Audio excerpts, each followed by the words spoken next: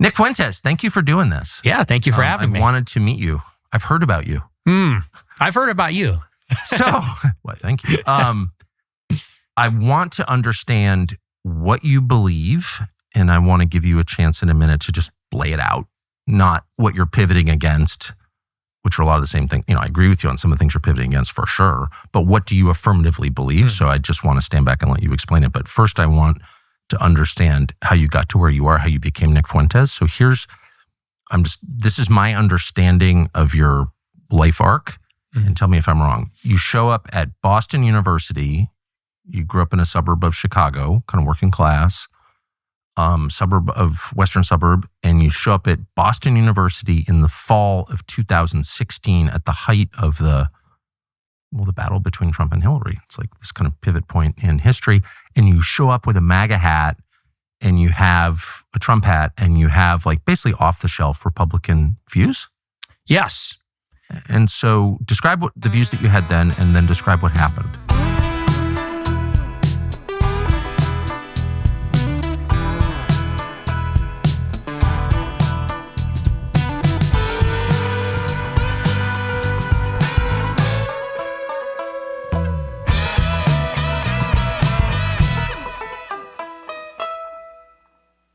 Yeah, so when I was in high school, I was very political. I was reading a lot of the libertarian stuff, Austrian school, Chicago school, economic type literature, because that's what was popular at the time. If you went online in the early 2010s, that's all the conservative content there really was. That was the most extremely online type Libertarian stuff. economics.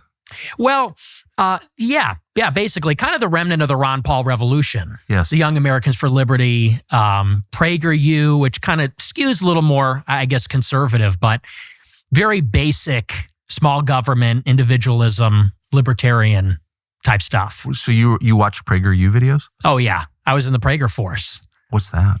It's a Facebook group for college kids, and they promote the PragerU videos. Wow. To the college students and high school students. So you really were a product of the moment. Absolutely. And how'd you feel about Trump? Well, initially, I didn't like Trump. When the primary started in 2015, I considered him to be a statist. Yeah. Which sounds so ridiculous now. No, a lot of people thought that. Yeah. And I was a libertarian, so I saw him as a big government, 1990s liberal. When he was asked about healthcare, he said, well, we'll take care of everybody. And I said, I'm a Rand Paul guy, Ted Cruz guy. Those were kind of my people back in 2015. You like Ted Cruz? I was a cruise missile. Does Cruz know this? I don't think so, no. I was actually on his campaign. You were on the Ted Cruz campaign? I don't know if I was on the campaign, but I door knocked in a little village in Chicago, in McKinley Park, for Ted Cruz. No way. In the Illinois primary. Did he write you a thank you note? No, I didn't get a thank you. He lost, so I guess. Yeah, he did. He did in a very humiliating way. Wow, that's amazing. So what happened? So I, like everybody else in 2016, went through this ideological awakening. And first I shifted to Trump. And the first realization that I had is it started in 2016, actually, because the primaries, started in 15, around April or May, I think was the first announcements. And I had very negative feelings about Trump. And like I said, pro Rand Paul, pro Cruz. But when the actual Iowa caucus happened and the primaries began, I saw that Trump was dominating. And every night in the Super Tuesday, when they had all the big contests, one after the other, I remember the media was furious that he was winning one after the other. And I remember thinking to myself, like, structurally, if I'm a libertarian or a conservative and we want to change the country, we have to win elections. If you want to win elections, you have to bypass the media. I sort of had this realization that the media was really standing in the way. They were the problem. And I had this realization that all the conservatives and Republicans up to that point were afraid to take on the media. They, like Mitt Romney, would cower before them and were so apologetic and so weak. And so initially I said, I actually don't ideologically agree with Trump at all, but he will destroy the liberal media, or at least their monopoly on thought and opinion. Yes. And then a breakthrough can occur. So that was kind of the first hump. And I said, I could get behind Trump because he's a winner. He'll win for our side. And that was kind of the first big thing. And then as I listened to him more and more, his speeches and his rhetoric, I started to think about immigration.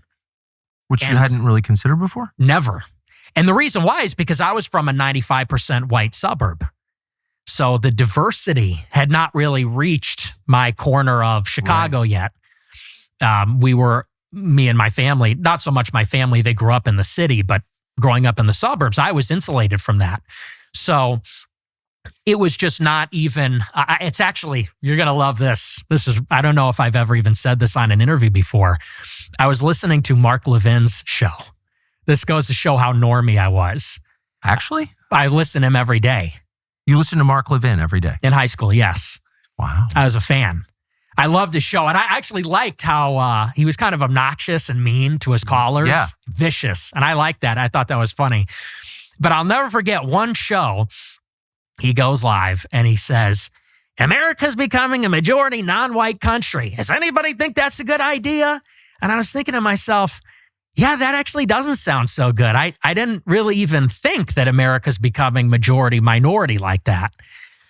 Wait, so you were radicalized on race by Mark Levin? Yes. Are you making that up? That's a real story. Amazing. Mm-hmm. He planted the seed at least. And then I saw a graphic on 4chan or Twitter, and I'm sure you've seen something similar. It said, this is what the map looks like, the electoral map. If only men vote, if only women vote, if only whites vote, if only non-whites vote. And it became very obvious what the electoral problem is. It's demographics. These immigrants are coming here. They're going to turn Texas blue like they turned California blue. Yeah, I saw it happen. Yeah, and you look at even the opinion polls. These people don't believe in free speech. They don't believe in the Constitution, the Second Amendment. As a libertarian, the things that are, and as American, things that are important to you, they don't believe, they don't understand these things. And so I said, that's another political obstacle. You've got the media, you've got immigration. So I'm thinking like, well, we're going to vote for Ted Cruz. He's going to be the constitutionalist. We'll vote for Rand Paul. He'll be the libertarian. But what stands in the way of political power for us? It's the media and it's immigration. So I said, well, we got to get Trump to beat the media, build the wall, deport the illegals.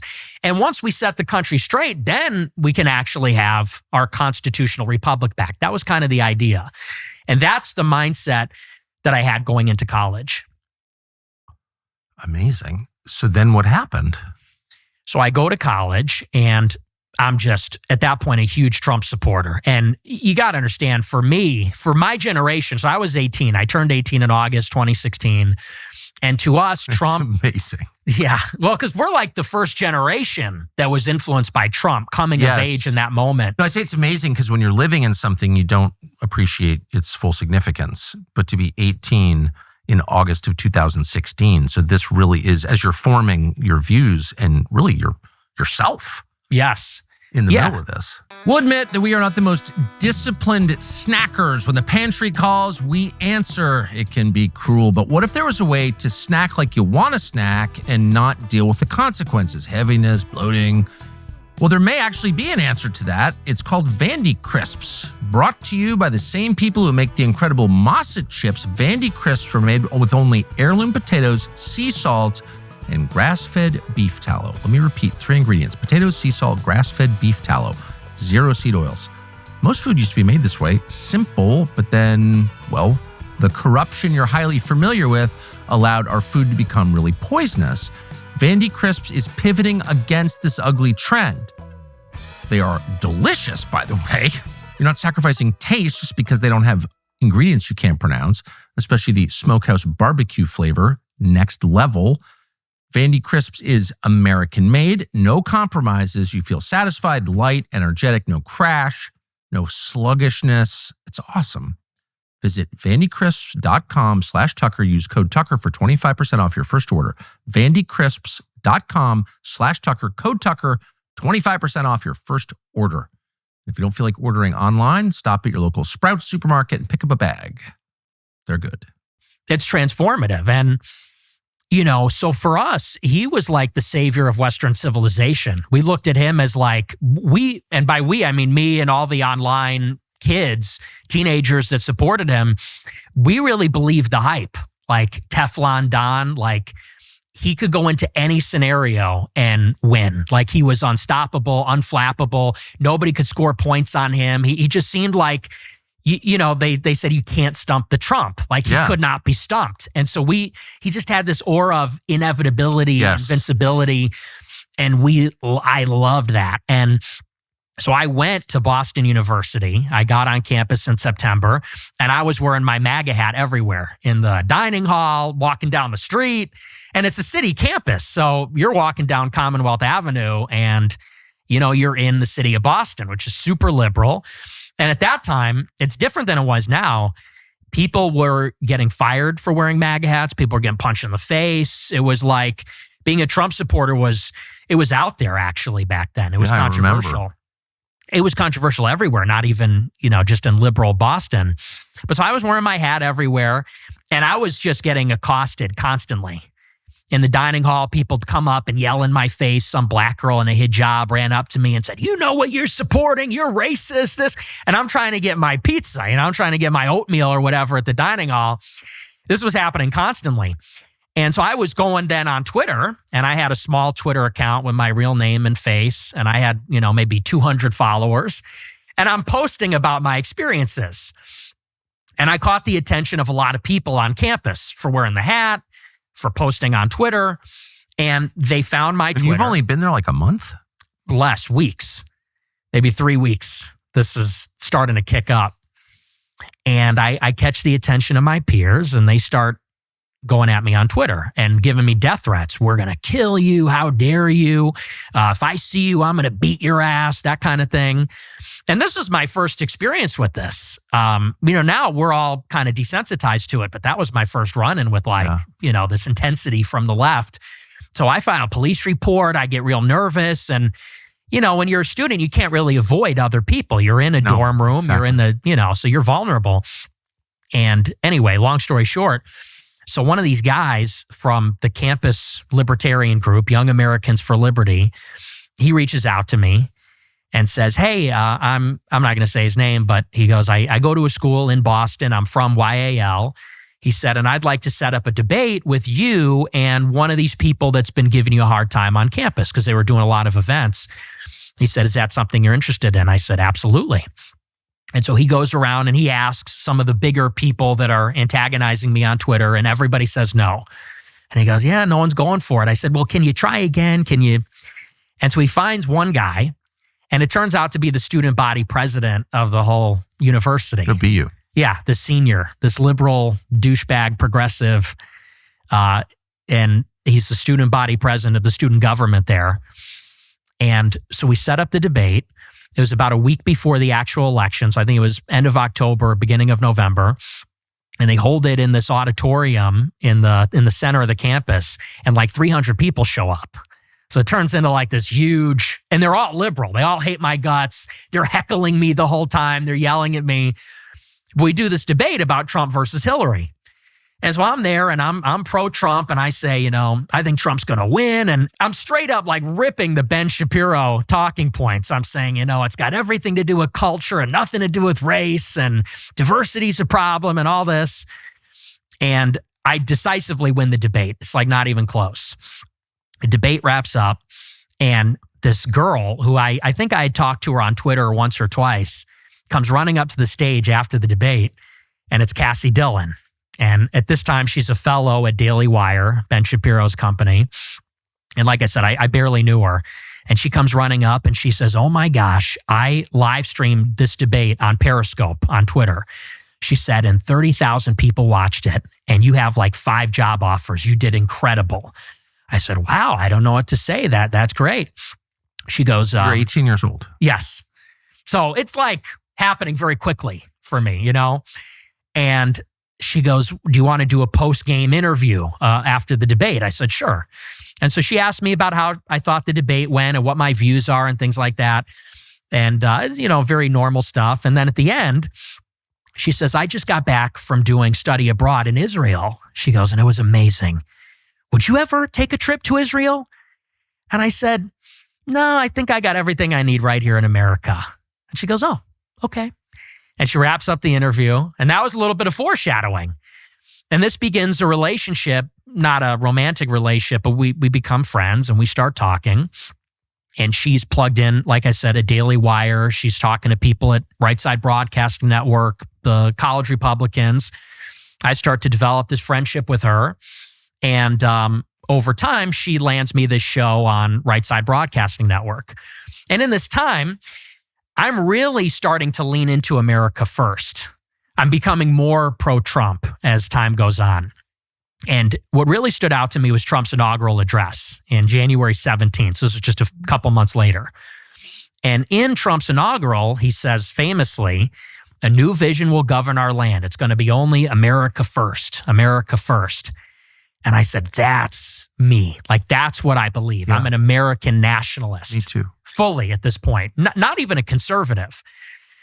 And there was one thing that happened just before that that really struck me as strange. And I've told this story before. I'm not going to spend too much time on it, but suffice to say, Barack Obama in the lame duck period, so the Democrats lost the election, he's on his way out.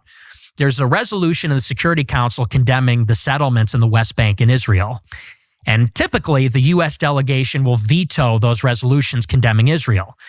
Well, Obama's on his way out. He's got nothing to lose. So the U.S. delegation abstains from the resolution, and it passes. And Fox News and all the pro-Israel conservatives are calling him an anti-Semite. They're saying he hates Jews. He's an anti-Semite. He hates Israel. And I saw that, and it struck me as strange because it seemed hypocritical. It seemed like how when conservatives would critique anything about race, we got called racist, or anything about feminism, we got called sexist. All Obama did was uphold U.S. policy on the West Bank that we've had since '67, which is we don't support the settlements. I said, how is it anti-Semitic to just be consistent on our U.S. foreign policy? Like I said, which is a Republican-Democrat consensus. And I got attacked for this. I wrote a big article about this. I tweeted about it. I tweeted to Ben Shapiro. I said, I've never seen anything on the Daily Wire that's actually critical of Israel. And he quote tweets me. And at this time, I have 1,000 followers on Twitter. How old are you? I'm 18. I'm a freshman. Still a freshman in college, yeah. Mm-hmm. And this is even before I started my show. And I don't know, I probably got 100 likes on this tweet. It wasn't a viral tweet. He quote tweets me and says, to accuse a Jew of dual loyalty is the surest sign of anti-Semitism. And this is how it sort of begins. And I see this tweet. And by the way, that was on Christmas Eve in 2016. He immediately called you an anti-Semite. Mm-hmm. So I'm driving to Christmas Eve Mass with my family. And I see on Twitter, the notification comes up, Ben Shapiro quote tweets me, calling me an anti-Semite. And I was like, what is this? Why is this guy attacking me? Because I don't have a platform at this time. I'm not an influential guy or anything.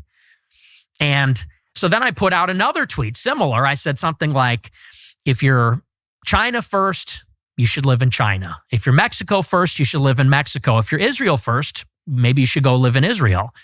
And again, he quote tweets me and says, you're an anti-Semite. That same night? This was, I think, a couple weeks later. Happened a little bit further down the line. And so... Were you surprised that he knew you were? Yeah, I was. I was surprised at why he cared. Yeah. Because I'm thinking, how does he even know who I am or what I'm about? And it turned out that Cassie Dillon, she had texted him earlier and she wanted him to take me under his wing. She texted him after that debate and said, you really like this guy. He's amazing. He did this great debate. She goes, but he's a little too pro-Trump. He's a little too Trumpy. And he goes, I'll take a look. And so I guess the two of them were kind of grooming me in a sense. They wanted me to go maybe and be a Daily Wire or maybe looking me as a potential conservative activist or influencer. And so they started paying attention to me, and the more critical of Israel I started to get this really intense pushback from the both of them and from a lot of the people at Daily Wire. Why do you think, so you're an 18-year-old college freshman, you're clearly talented and you're engaged, you're really interested, and you ask not crazy questions like, what is this? Mm-hmm. And rather than explain it, they just call you a racist, call you an anti-Semite. That's the first response. That seems like the least effective. Well, it turned out to be not very effective in your case, but that seems like the least effective thing you could do. Why do you think they did that? Well, I think that you have to look at it not in retrospect, because hindsight is 20/20. And so looking back, you could say they made a terrible mistake because look at sort of what they provoked or what they catalyzed. But at that time, you got to consider, I'm 18 with no following, with no network. I'm coming from the suburbs of Chicago. My parents didn't go to college. I have no connections. And so for them, it was very easy that if they detected that a promising young guy was going to become anti-Israel in the conservative movement, they could crush that person easily and grind them under the heel.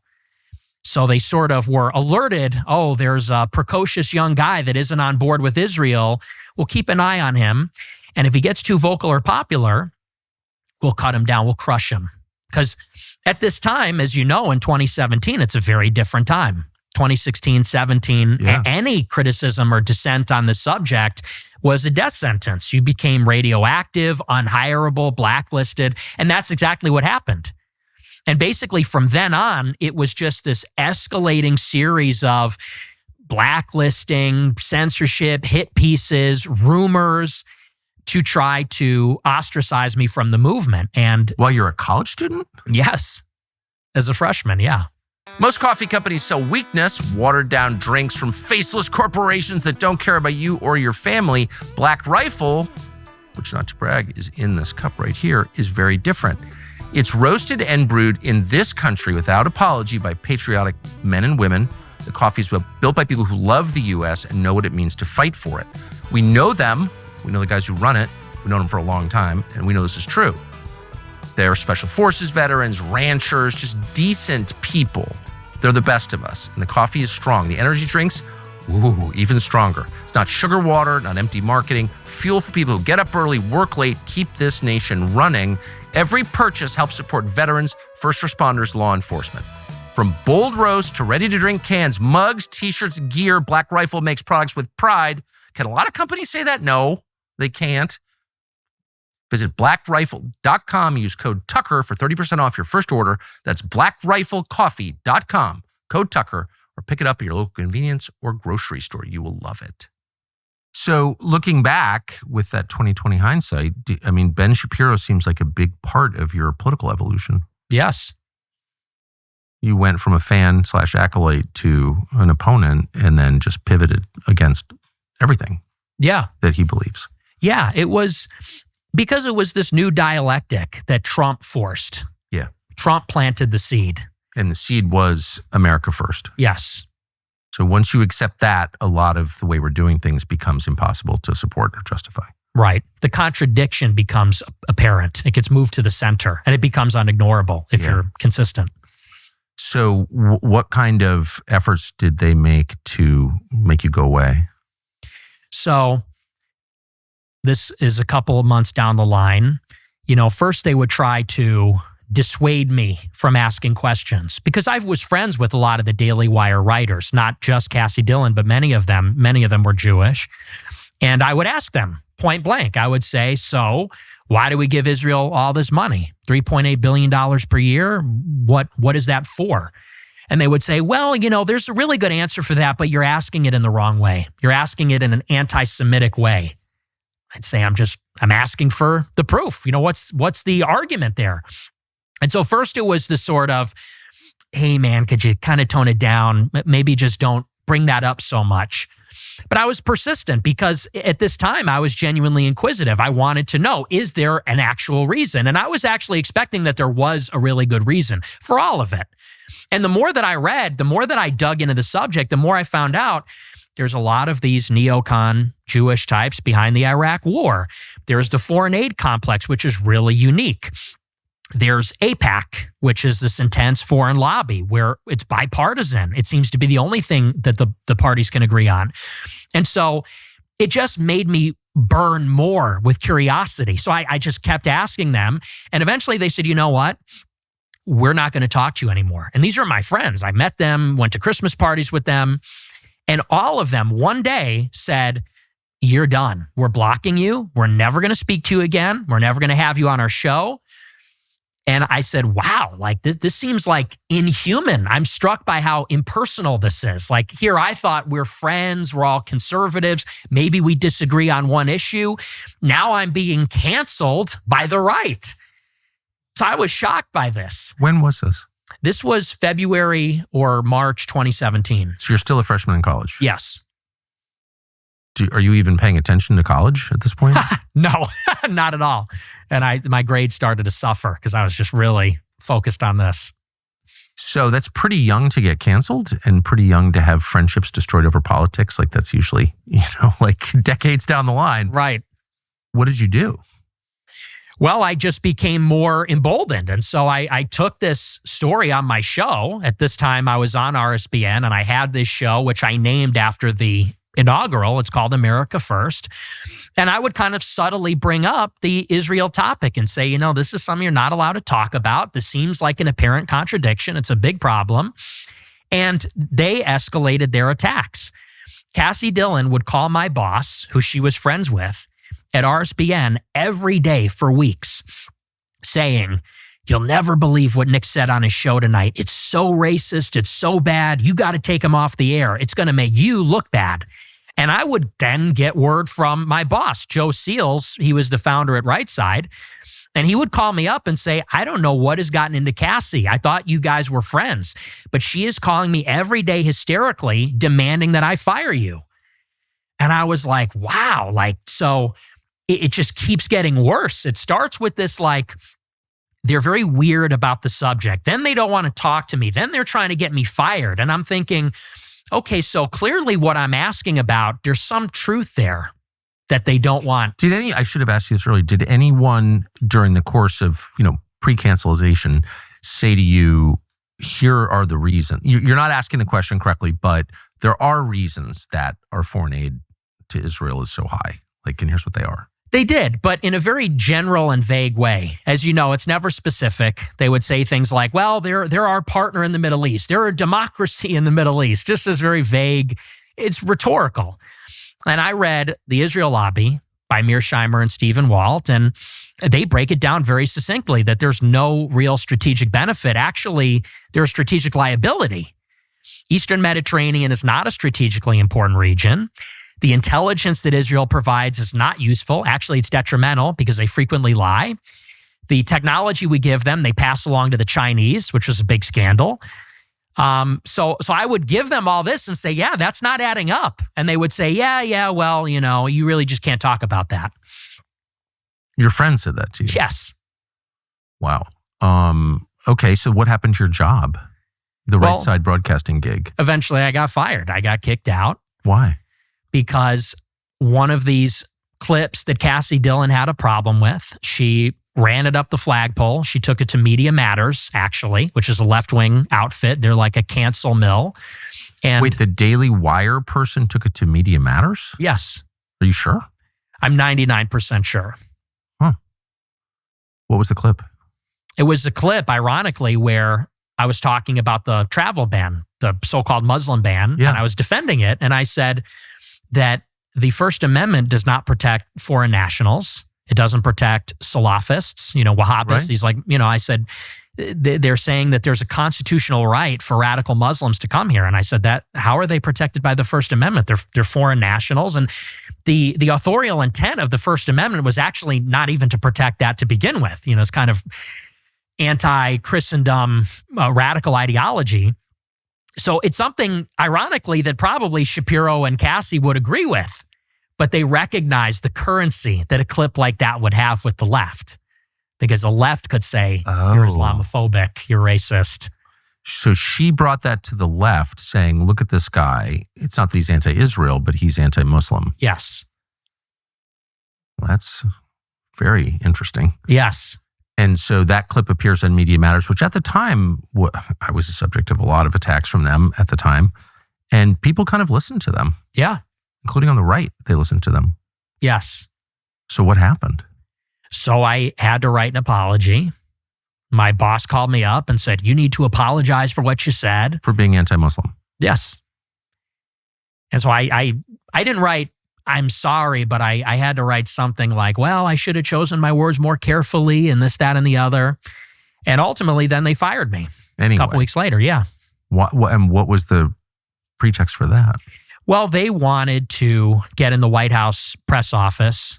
They wanted a press pass. And they said, it's the stuff you're saying on the show isn't like a good look for Right Side. They're not going to let us into the White House if you're with us. But the pressure in this scenario came exclusively from the Daily Wire. Yes.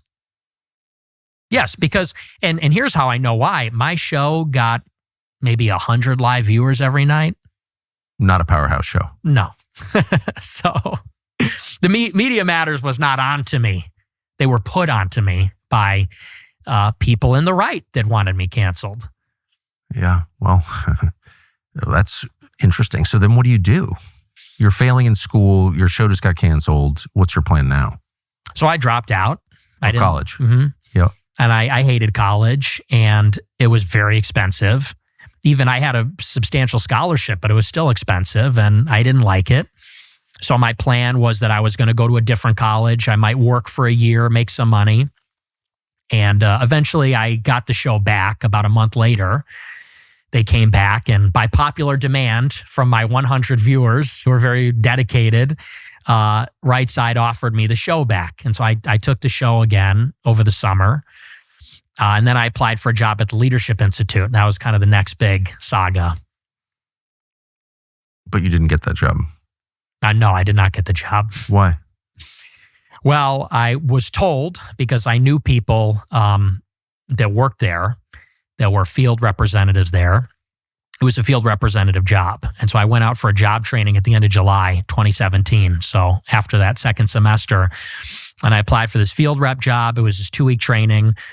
And I go there, and on the first day of the whole thing, they go around the room of all the prospective applicants. It's like a big tryout, basically, for 2 weeks. And they wanted to get everybody to break the ice and know each other. So we did introductions. They said, say your name, how old you are, and why you're a conservative. And at this time, people are not where, let's say, we are right now. They're not America first. They're not anything like, they're not talking about great replacement. That's not on the radar for them. So you go around the room and you hear stuff about small government, free markets, personal responsibility, that sort of thing. And they get to me and I said, well, I'm a conservative because we're losing our civilization because of mass immigration. America doesn't resemble America anymore. France is no longer France. I said, and if we don't conserve the demographics, forget about the rest. That's what we need to conserve. And I said that. And I was told later on that at that moment, I was immediately disqualified by the people that were running the job training. On what grounds? They said that was too far right. That was too extreme. Worrying about who lives in your country is far right? Apparently. When we started this show, we were looking for a very specific sponsor. We wanted to find a company that could send us good meat. Better than anything you could buy in a grocery store that didn't have a lot of weird hormones in it or chemicals, just good meat from the United States. And we found one, and we are proud to partner with them. They're called Merriweather Farms, and they produce all natural beef. And we are proud to be in business with them. We eat it. Our viewers have been buying it and loving it. We've got all kinds of positive reviews. Again, this is a sponsor we're proud to have. So Merriweather Farms is out with a new product. In addition to the steaks that we have almost every night here and the burgers all shipped directly to your house, they have a new line of snacks, including single-serve beef sticks, one of which is right here on the table. Unlike store-bought alternatives, which you can buy at convenience stores, these are made in the United States in Wyoming at their facility, and they're free of nitrates, MSG, mystery meat, and other weird stuff you don't want in your mouth. Like all the products that Merriweather Farms makes, they are made fresh. They've got simple ingredients, all of which you can pronounce and recognize, and they're delicious and good for you. If you use our special promo code TCN10 at checkout, they're about $1.50 a piece. It's a perfect on-the-go protein boost if you need one, or if you've got kids or on sports, want something to keep in your car or truck. Super easy and good for you. Check out Merriweather Farms today. You will taste the difference. It's, again, better than anything you can buy at the grocery store, and it comes right to your house. Go to meriwetherfarms.com/Tucker and use the promo code TCN10 for a discount. That's Meriwether Farms, MERIWETHER, farms.com/Tucker. So where does that leave you ideologically? Like, how are you changing at this point? So at this point, I'm realizing that something is deeply wrong here in the conservative movement, because we were led to believe in those days of the campus culture wars and Gamergate and all that, is that we're the marketplace of ideas and we're about free speech and the rest of it. And here I am being like nuked from orbit by Ben Shapiro as a kid, and for asking what I thought were reasonable questions. Because I didn't come from some strange background. I come from a normal home. You know, my parents are Catholic. They're married. We came from a relatively affluent suburb. I went to Lyons Township. That's like a very affluent high school. In other words, I didn't wake up as like the son of, William Luther Pierce. I wasn't like a skinhead or something. You know, I was like a normal guy that was like, yeah, like country's too diverse. We're too pro-Israel. Like, this is reasonable. And I was just getting sandbagged for it and blacklisted. And what's more, nobody cared. Like, because I remember going on Twitter and saying, like, why isn't anyone sticking up for me? Where's Dave Rubin? The free speech warrior. Where's he on this one? Where's Shapiro? Where's all these people? And in some way, they were all sort of complicit in this. So I realized that the conservative movement was completely bankrupt in that way. Yeah. Well, and I became very radical. Well, you became, let me just say, I'm so familiar with, I was much older when it happened to me and much more insulated. I was not a college student. I was like 45. So, and I was in a much better place to withstand the pressure. But I do think this is my main question to you, is when you get attacked, when people call you names, like they always called me racist, and I would always think to myself, I'm actually not. I would tell you if I was racist. I'm a little sexist, but I'm not racist. And I never understood why they did that. And then I thought maybe the point is to make me racist. Where you just get to a point where you're like, well, if you're going to slander me, then I'll just become the thing you're calling me. I do think that's a feature of human nature, don't you? Mm-hmm. And if you stare too intently at the accusers, at the, whatever Ben Shapiro's or Mark Levin's or Ted Cruz or whoever it is calling you names, it like distorts you and you actually change and become what they say you are. Have you thought that ever? Do you worry that happened to you? No, I don't think it ever did, because I know who I am. I had a very firm grounding of what I'm about, which is that I was deeply Catholic, and I still am, deeply patriotic and pro-American. And I don't consider myself temperamentally to be an angry or a hateful person.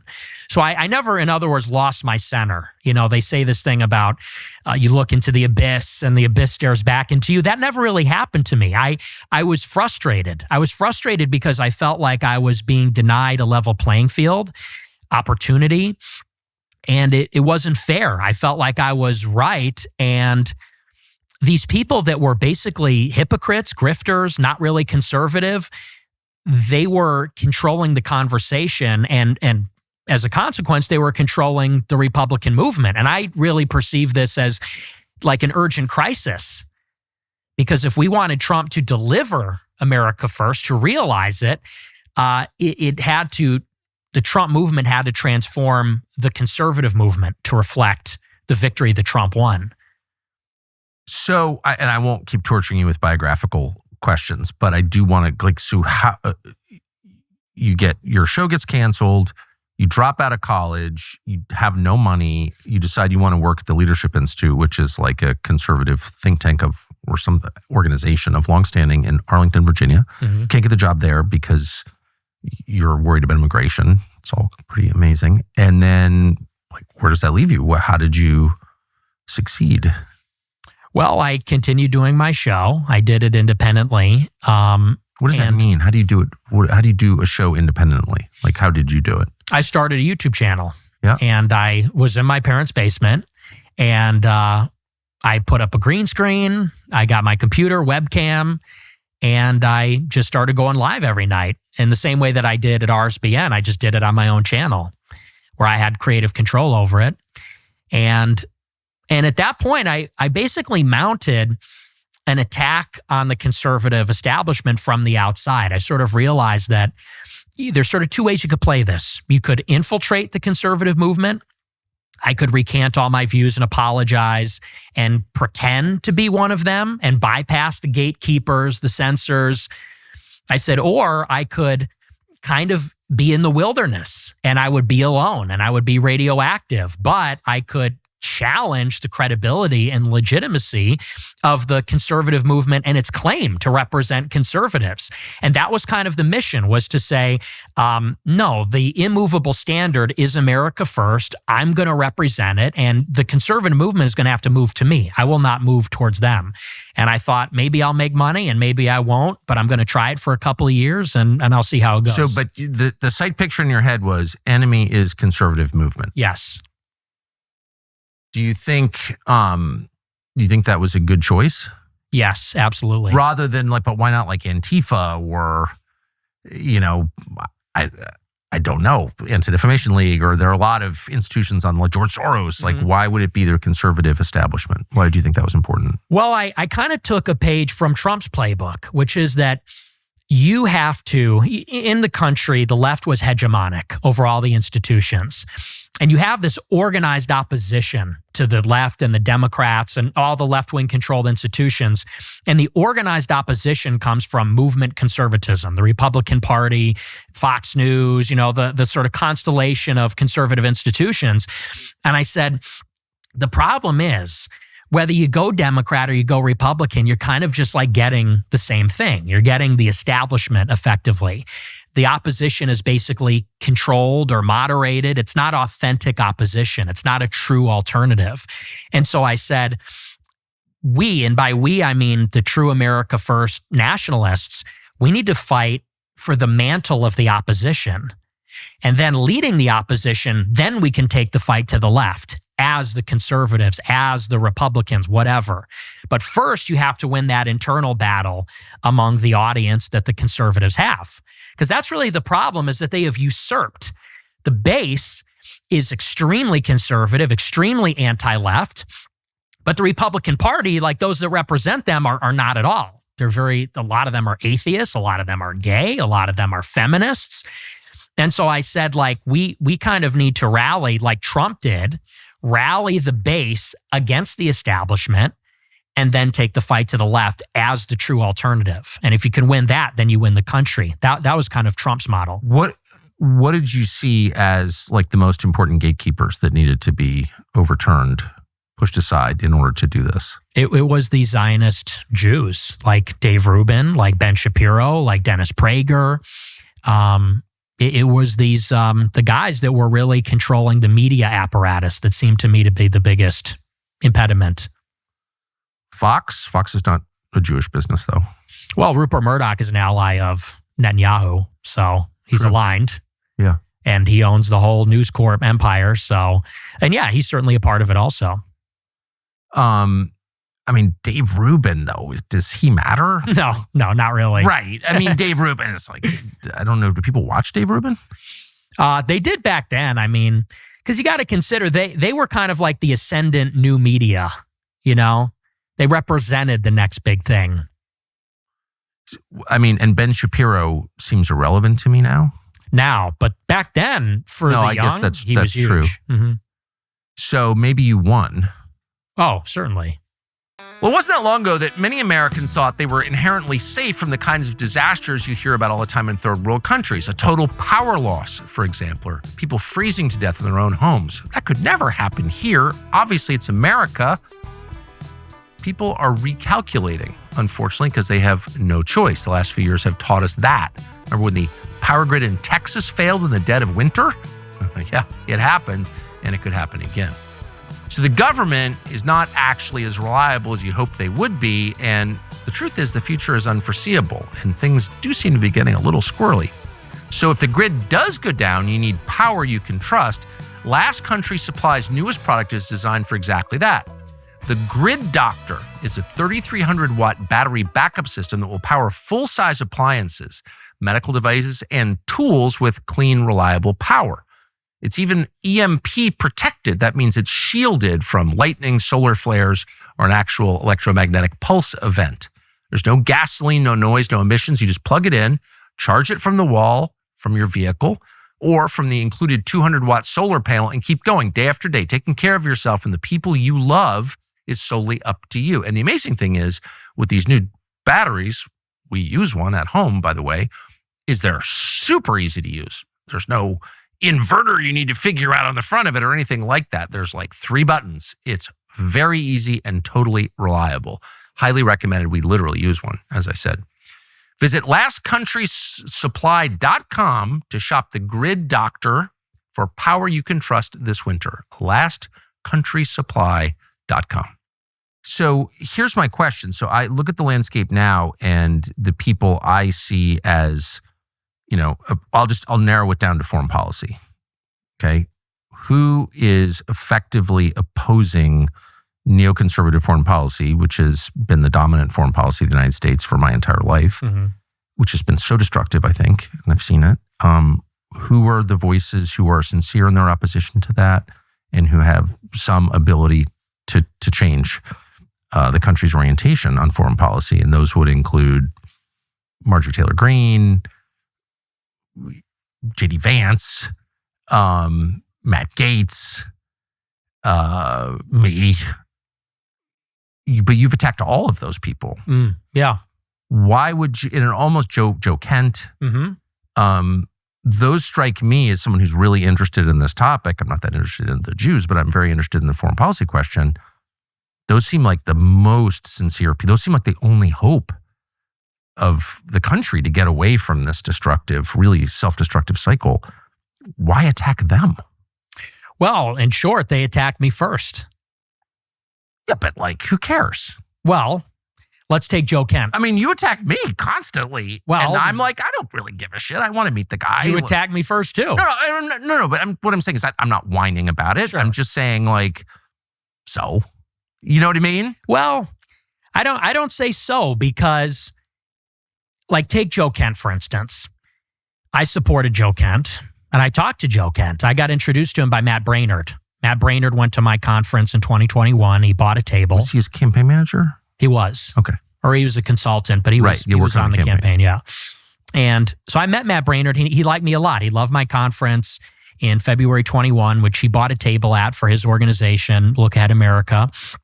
And in 2021, and by we, I mean my nonprofit and myself and my team, we wanted to support America First candidates in the midterms. Like you said, authentic opponents. Me too. Yeah. And that's how I found Joe Kent. Yes.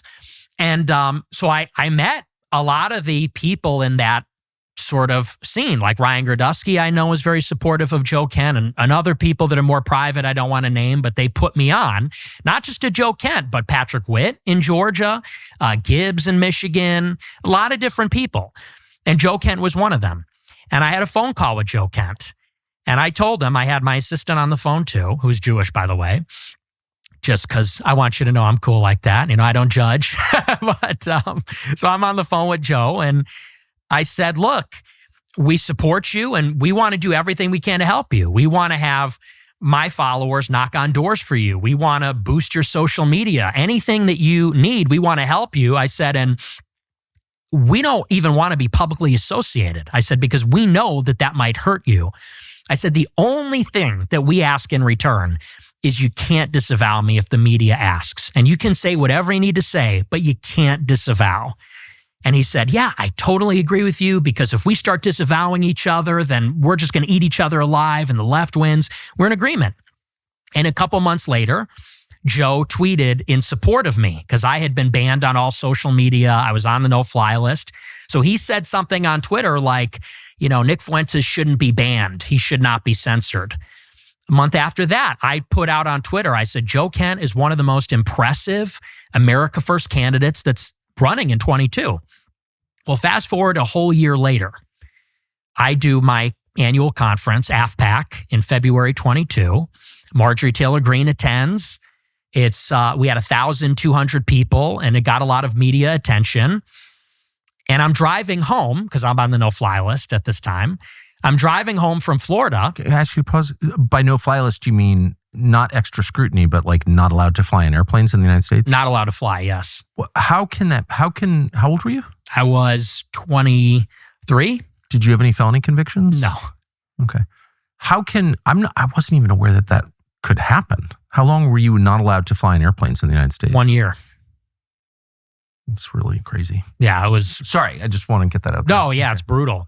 And you confirm that you were not allowed to fly in airplanes? Yes, period. I have the letter from the TSA, yeah. I was on the do not board list. Sorry to interrupt you. No, it's crazy. But so anyway, I'm driving home from Florida after my conference, and I get people start texting me. Joe Kent is on Twitter, and he says, I condemn Nick Fuentes, especially his views on Israel. That's the tweet. And I texted Joe, and I said, seriously? And he texts me back, and he says, we win by addition, not subtraction. I go, well, you just subtracted me out of the movement. I said, because I don't support you anymore. He goes back for seconds. He goes on Twitter and says, Nick Fuentes and his focus on race and religion does not fit with my message of inclusive populism. Inclusive populism. That doesn't sound like authentic America first. That sounds like bullshit to me. And I don't know. I know he's your friend, but I don't know him that well. And right. I'm not on the team. Well, so my read on Joe Kent was he's totally sincere. He, like me, has always been committed to separating out like foreign policy views from ethnicity, not because, obviously I'm denounced as an anti-Semite every day. Mm-hmm. So I don't really care what ADL thinks of me, but my Christian faith tells me that there's no such thing as blood guilt, and virtue or sin is not inherited. It's not a feature of DNA. So every person must be assessed individually as God assesses each person individually. And that's like a foundational view. So I always thought it's great to criticize and it's question like our relationship with Israel because it's insane and it hurts us. We get nothing out of it. I completely agree with you there. But the second you're like, well, actually it's the Jews. First of all, it's against my Christian faith. Like I just don't believe that and I never will, period. And second, then it becomes a way to discredit. That's when I was like, this guy's a Fed. Mm-hmm. I was totally convinced you were a Fed because I was like, here he's bear hugging like the one sincere guy who lost his wife in Syria thanks to the fucking crazy wars, neocon wars. And he's discredited. He's doing the David Duke. Like David Duke would always, every time I rolled out a new show, he would issue an endorsement of the show. I've never met the guy. What's that? Well, it's the Feds. Obviously, he's trying to destroy me by association. Whatever. You see the point? Yeah, but so let me ask you this. So if I'm supporting Joe Kent, I'm David Duke bear hugging. If I attack Joe Kent, I'm attacking the only sincere America First voices. I get it. I mean, I do get it. And I just want to say I love Joe Kent. Having been denounced by a lot of people I know what that feels like. Mm-hmm. So I definitely am sympathetic to that. Yeah. I was denounced by someone I like last night. I hurt my feelings. You know what I mean? Whatever. I'm not even going to say what her name is, but I helped her. I liked her. You know, it's like, why are you denouncing me? Why didn't you call me? Yeah. Right? Yeah. I get that. I guess the two problems, but then on the other hand, like one of my favorite people in the world is Glenn Greenwald. Mm-hmm. Yeah, I love Glenn. Oh, what a good man. Glenn must have spent like 10 years attacking me full time. Tucker Carlson is da-da-da-da-da. And some of his criticism was correct, actually. You know, a tool of the neocons, endorsing these fucking wars. Like he was right. But he really hated me. And then when we started to agree on stuff, I was like, you know what? It's not about me. I don't care. Like I don't want personal pique or my hurt feelings to govern my behavior. I guess that's what I'm saying. I'm not lecturing you. I get it. But I feel like, okay, he pissed you off. It's in a campaign. He's got 19 consultants. This kid's a Nazi. Be careful of him. Like, I don't know. Let it go. Well, and I totally agree with you, by the way. And that's why I don't take it personally at all. Like, and I like you. I've said very positive things about you on my show as well. I don't care. And I know, but I mean to say that my goal is America first. Right. It's not about me. It's not about my personality. It's about winning for America, and Right. by winning, I mean, we want to see our vision realized. But with Joe, for me, it was very specific that he said inclusive populism. And I really didn't like that because to me, there were a lot of similar phrases at this time, multiracial, working class, populism, this kind of stuff. And I said, on some level, we do need to be exclusive, not inclusive. We do need to be right wing. We do need to be Christian. We do, on some level, need to be pro-white, not to the exclusion of everybody else, but recognizing that white people have a special heritage here as Americans. And so the reason I opposed him in 22 was not because I was mad, but it was to say, America First cannot backslide into this kind of inclusive populism message, which I perceive to be more like GOP slop. And I'll tell you, when he ran again in 24, I did not oppose him. And I would have supported him if he had reached out or something like that. Because for me, it was very political and professional.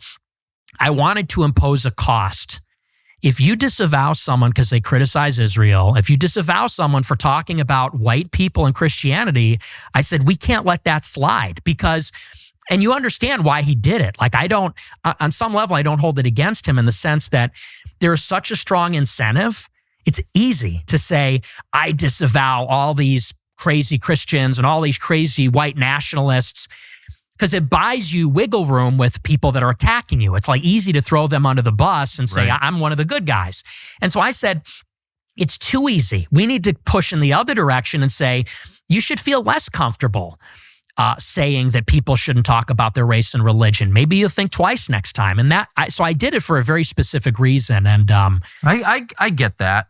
What I do think is bad, just objectively bad and destructive, is the all Jews are guilty or all anybody is guilty of anything, because that's just like not true.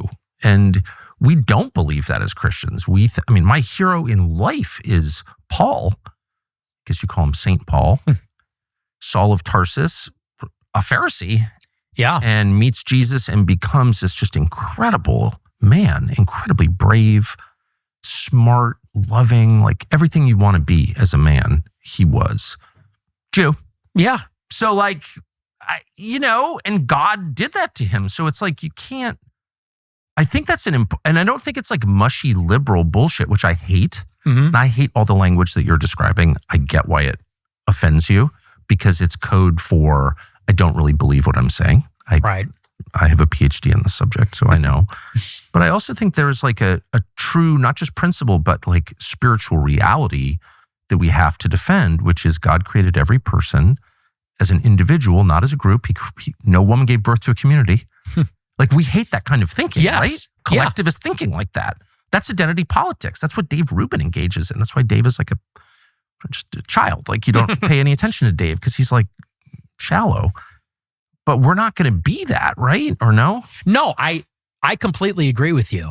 And, and not to be that guy and say that thing, but like, my best friend is a Jewish person. But here's my substantive disagreement, because as a Catholic, I could not agree more with you. Yes. In what you're saying. I love all people, even the ones that don't like us. We have to love them all. And we have to recognize that, We're required to. yes. And especially Aquinas says the Jews are a witness people. And so they actually have special protections under the law, according to Catholic philosophy. But I guess my substantive disagreement, which I've said on the show also, is the idea that neoconservatism and Israel has nothing to do with Jewishness, Jewish identity, the Jewish religion, because clearly the state of Israel and the neocons are deeply motivated by that ethnic identity, and their allegiance to Israel proceeds from that.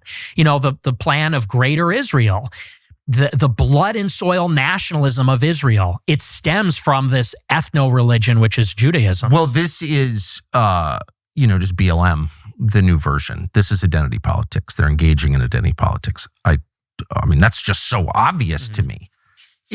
But the problem in your response, I get what you're saying, but the problem in your response is it does not apply to every individual. No, and I would never say that. Okay. Well, I just think it's important to say that, not to kind of like dodge the accusations against you. My best friends are Jewish. Like, okay, I agree. Embarrassing, even though it's probably true. And it's true in my case, actually. But whatever. But because just that principle that we're all judged as individuals by what we do, that our faith, the decisions that we make, the way we live our lives, and God will judge every one of us in that way. And that's how we're supposed to judge. Like, I think that's true. Yeah, and I totally agree. But I guess the disagreement is, you say identity politics like it's a bad thing. I think identity is a reality. Identity is a reality. Absolutely. You just can't have a country of 350 million this diverse where it's just like warring ethnicities, because then it's Rwanda soon. And, the people with the most force just kill the others. So like, you can't have that here. Right? Yeah. But I would say specifically as it pertains to, you, I think, have said it's the neocons, And I think that neoconservatism, where does it arise from? It arises from Jewish leftists who were mugged by reality when they saw the surprise attack in the Yom Kippur War. Yeah, that's a lot of it for sure. But then, like, how do you explain Mike Huckabee, Ted Cruz, and there are a lot like that, John Bolton. I mean, I've known them all, George W. Bush, like Karl Rove. I mean, all people I know personally who I've seen like be seized by this brain virus, and they're not Jewish. Most of them are self-described Christians, and then the Christian Zionists who are, well, Christian Zionists. Like, what is that? Right. And I can just say for myself, I dislike them more than anybody, because like, what? Because it's Christian heresy, and I'm offended by that as a Christian. That's why. So I don't, like, why not? Like, I'm pissed at the neocons, very pissed. I've said that a million times. I've been mad since December of 2003 when I went to Iraq. And so, like, I went and asked straightforward questions to Ted Cruz, because that seemed like there's a sitting senator who's like serving for Israel by his own description. He seemed like a worthy target. I'm not going after MTG, who's like the most sincere like, why not go after Ted Cruz? I don't understand. Well, again, with Marjorie, I was a friend of hers, and she spoke at my conference, and then the day after, she pretended like she didn't know me. And that was in 2022. But it's a continuum. Like you said yourself, you showed up in college, like one set of views, they evolve as you interact with reality, as the reality itself changes, as like you learn things, you grow, like whatever, people change. Well, and look, now that everyone agrees with me, I will graciously forgive them for being But why so make hostile. it personal? Like, who cares? It's not personal for me. Like with Marjorie, if she wanted to, be aligned or whatever, I would totally be on board with her. But where do you disagree with her? I don't know, because I don't know what her new views are. She's really only come around on Israel this year, and I've been talking about this issue for 10 years. And right, okay, all right, you win. But like, no, but it's not like that. It's just it feels like BS to me that, and I said this on Twitter the other day. It's like I got treated like I didn't exist. Right, I get it. Canceled for 10 years for saying these things. And that's really where all this drama comes from. A time when there was this intense censorship and nobody was on board with this stuff. Like, again, Marjorie, she fired, one of my people was working in her office. She fired that guy because someone found out that a Groyper was working in her office. And that guy got his life ruined, and she pretended like she didn't know me and lied and said I had no idea the conference I was speaking at. She knew exactly what it was, and that's fine. But now that she's on the same page, there's like this expectation like, okay, well, why did you have a problem with her in the past? It's like, because she was on the other team in the past. Yeah, well, so was everybody. Yeah, I mean, so now so are you. Yeah, so what? I mean, what? Why not? It's got to be bigger than just like us, right? And it's not. I don't think. Well, I'll speak for myself. I don't feel like I'm at war with the neocons or Israel. It's much bigger than that. It's like you want to restore America to a place where your grandchildren would enjoy growing up. That's it. Yeah, right. Well, and as far as Marjorie, so it's not who cares. You know what I mean? Like, okay, lots of people hurt if Dave Rubin called me tonight, which he would never do, though he has my cell, and said, I'm really sorry I called you Hitler. Like, I didn't mean it. You're raising lots of legitimate questions, which I think I sort of agree with or am thinking about in a deeper way. I'd be like, great. Yeah. Like, I don't care. And look, Tucker, that's why I'm sitting here, Right. I mean, because we had a contentious dialogue. Well, I thought you were a Fed. I thought you were a Fed. I was a Fed. Yeah. I'm not a Fed. But whatever, I don't care what people think. We showed each other a badge as we know we're all.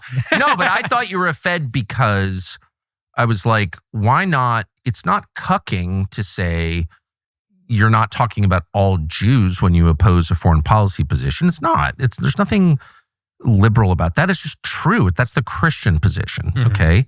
And two, why are you attacking like the best people and not the worst people? Well, yeah. I mean, again, he disavowed me for my views on Israel and said I talk too much about white people and Christianity. And to me, that's like a sincere ideological disagreement. I get it. And, same thing with Marjorie. Marjorie fired my guy. She disavowed me. And, and you worked with Blumenthal on that article, but you called me on the phone and we talked. Yeah. I mean, I was it. like, what? From my perspective, I mean, this is all so stupid and inside baseball and whatever. But for the record, I was like, first of all, who is this kid? I'm working at Fox News. I'm aware there's an internet, but I'm more out of it than you may appreciate. And I'm like, out of nowhere, attacking this one. I had Joe Kent here to my house. I did this interview with him, and I'm always in search of a sincere politician. Don't have to agree on everything, but I really believe sincerity is the whole game. If someone's heart is pure, he will be brave. I always have thought that, and it's turned out to be true. Marjorie's a perfect example. And that's all that matters. If you're afraid inside, if you're weak inside, you will crumble when it matters. So I really felt like, wow, Joe, don't agree with him on everything, of course, but I was like, this guy is really sincere. He's like a good person.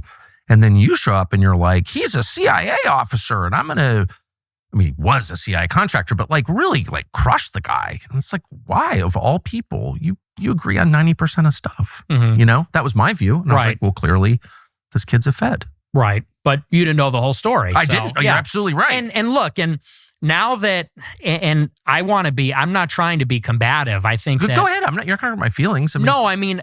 Here's what I'm trying to say is now that Marjorie is pushing in the right direction, I absolutely support everything she's saying. And I've not been critical of her at all this year. Yeah. Because I think that what she's doing is extremely courageous. And I think you're right. She is sincere. So it sounds like you're, not to put words in your mouth, but your life experience has left you so stung by the Republican establishment. You don't trust anybody, it sounds like. Well, no, I mean, these people attacked me when the rules were different, and now they got better, and now I'm good with them. I mean, I'm willing to be good with them, but I think that I don't know if Marjorie still has a problem with me or not. I don't know. I do know, though, and this is the last criticism I will level, and it's maybe not even your fault, but I do know that, the coordinated attacks against totally reasonable questions about what's in America's interest and what's not, those are all coordinated by the Israeli government. It's all come to light now. And they're against me. I've always thought I have the world's most moderate position on Israel. Don't hate Israel. Just don't want to get involved in their wars. Don't want to pay for this. Don't want to pay for abortion on demand in a foreign country. Sorry. When we're cutting food stamps on our own, like that's outrageous. It's not America first. That's my view. Not embarrassed of it at all. They are totally determined to take me out, I think because I'm reasonable. Who would disagree with that? And call me all these names, the most dangerous anti-Semite, when I'm not even an anti-Semite. And they're not doing that to you because, this is my view, and this is not necessarily your fault, but because they're like, Fuentes discredits the reasonable people because he's always banging on about the Jews. And so he makes everyone else look like a Nazi. And so it's like he's playing a pretty valuable role in the same way that Israel has always funded extremism throughout the Middle East, including Hamas, because it discredits the reasonable people. That's a fact. Yeah. I would just say I disagree. I mean, because you said the other day, they like me. I don't know what you're talking about when you say that because I don't know. Let me just kind of rebut that. Well, by the way, I'm not saying you have anything to do with this. I'm just saying I've noticed the phenomenon. Totally. And I just reject that because they have been messing with me for my entire adult life. I mean, the ADL. The ADL got me banned on YouTube. The SPLC posted my house on their website. What do you mean posted your house? They posted a photo of my house on their website. How can they do that? I guess that's a free speech thing. The SPLC posted a picture of your house on their website? Yes. When? In 2022. Actually? Yes, they wrote an article. They said Nick Fuentes bought a building in this city. And they said, we interviewed his neighbors and property records reveal this and that. And on the front page, the picture for the article is my house where I live. That's crazy. And then someone showed up with a gun and tried to kill you at that house? Yes. So that's why I say, you say, well, they're not doing this to you. It's like the ZOA, the SPLC, the ADL, the Daily Wire. All these groups have been on me for years. So that's news to me if they're really endorsing my activities. It could just be my perception. But I guess what I'm saying is, as someone who thinks his own views are like completely reasonable, pass every smell test, you could x-ray my soul. I don't think there's a lot of hate in there. And to the extent that they do make me feel hateful, the people who attack me, I do like say prayers about it. We're not allowed to hate people as we forgive those who trespass against us. That's like our core prayer. So I just feel like it's I don't know. Am I being paranoid? I feel like going on about the Jews like helps the neocons. That's what about my views do you think are unreasonable if yours are reasonable? I think, again, I don't think it's cucky. I think it's reality to say that guilt is not inherited. Blood guilt is bad. One of the reasons that I'm mad about Gaza is because the Israeli position is everyone who lives in Gaza is a terrorist because of how they were born, including the women and the children. That's not a Western view. That's an Eastern view. That's a non-Christian, that's totally incompatible with Christianity and Western civilization. They say, oh, we're the defenders of Western civilization. Not with that attitude, you're not. Collective punishment is the enemy of Western civilization. Yeah. And so I hate that attitude. It's genocidal. The current claims that I'm a cancer, from Ben Shapiro or whatever, we need to be excised from the body of conservatism is a genocidal position that it basically encourages violence, as they well know. The whole thing I hate. Mm-hmm. So like anytime you say a whole group of people is responsible for the sins of some of its members, like I'm out. Yeah, but that's not my view. It's not. Okay. So so tell me your views. Like rather than, you're one of those people, one of the reasons I wanted to meet you is you're one of those people who is defined by clips. Yes. And I'm one of those people also. Yes. Right? So I get it. So I'm going to just shut up and you tell me what you actually believe. Yeah. Well, and listen, and I appreciate you saying that because that's just the reality of the media environment we're in. So I don't expect you to know all my views, but as far as the Jews are concerned, I think that, like I said, you cannot actually divorce Israel and the neocons and all of those things that you talk about from Jewishness, ethnicity, religion, identity. And let me give you like a perfect example. So you say on your show that we need to treat Israel like any other country. And I sort of understand that in principle because Israel is another foreign country. Yeah. But Israel is unlike every other country in the sense that because the Jewish people are in a diaspora all over the world, there are significant numbers of Jews in Europe, but also in the United States. And because of their unique heritage and story, which is that they're a stateless people, they're unassimilable, they resist assimilation for thousands of years. And I think that's a good thing. And now they have this territory in Israel. There's a deep religious affection for the state. It's bound up in their identity, the story of the Exodus from Egypt, the promise of the land, all these things. So let's say in the United States, for example, somebody like a Sheldon Adelson, he's not Israeli. Is he an ideological neocon? Does he believe in the promise of democratic globalism? I don't think necessarily. His heart is in Israel. And it's because he is a proud Jewish person. And I guess what I'm saying is that if you are a Jewish person in America, you're sort of, and again, it's not because they're born, but it's sort of a rational self-interest politically to say, I'm a minority. I'm a religious ethnic minority. This is not really my home. My ancestral home is in Israel. There's like a natural affinity that Jews have for Israel. And I would say on top of that, for the international Jewish community. They're extremely organized, and many of them are critical of Israel or Israel's current government or the project of Israel. But I guess what they have in common, unlike, let's say, like Singapore, for example, is that they have this international community across borders, extremely organized, that is putting the interests of themselves before the interests of their home country. And there's no other country that has a similar arrangement like that. No other country has a strong identity like that, this religious blood and soil conviction, this history of being in the diaspora, stateless, wandering, persecuted, and in particular, the historic animosity between the Jewish people and the Europeans. They hate the Romans because the Romans destroyed the temple. That's why Eric Weinstein goes to the Arch of Titus and gives it the finger and takes a picture. We don't think like that as Americans and white people. We don't think about the Roman Empire in 2,000 years ago. They do. And so I guess that's really, and I don't think that's me saying the Jews.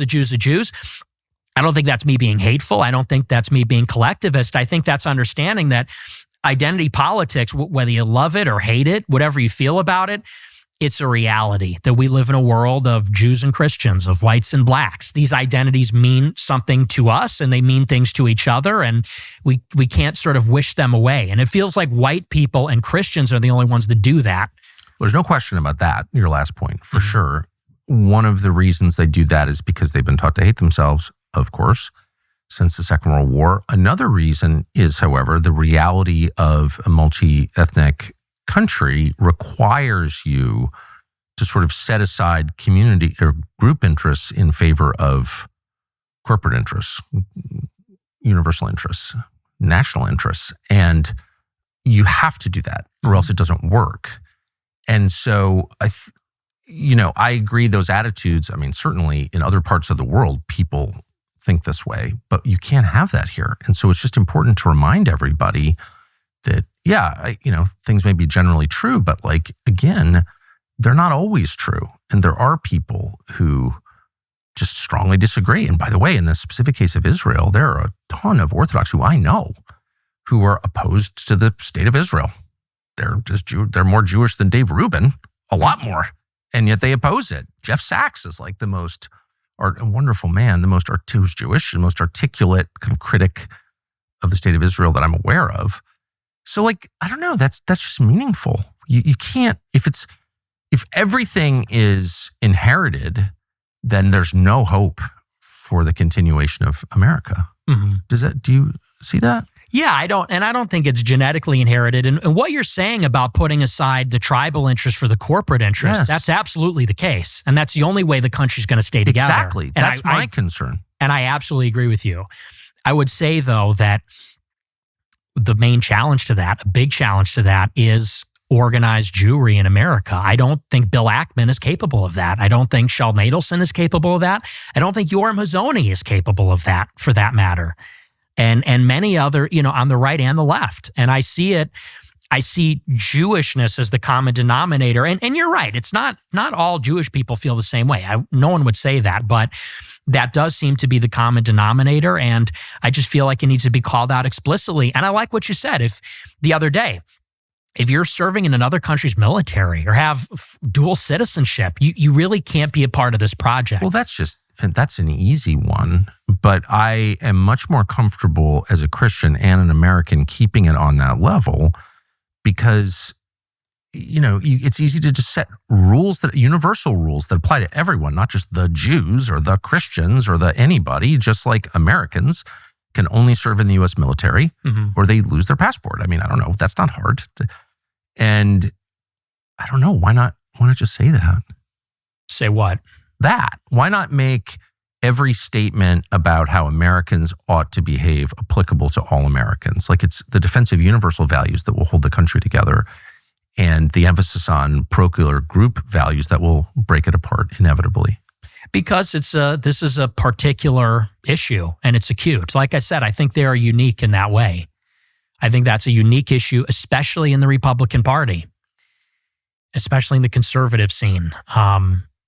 And this So is, how would you like this all to be resolved?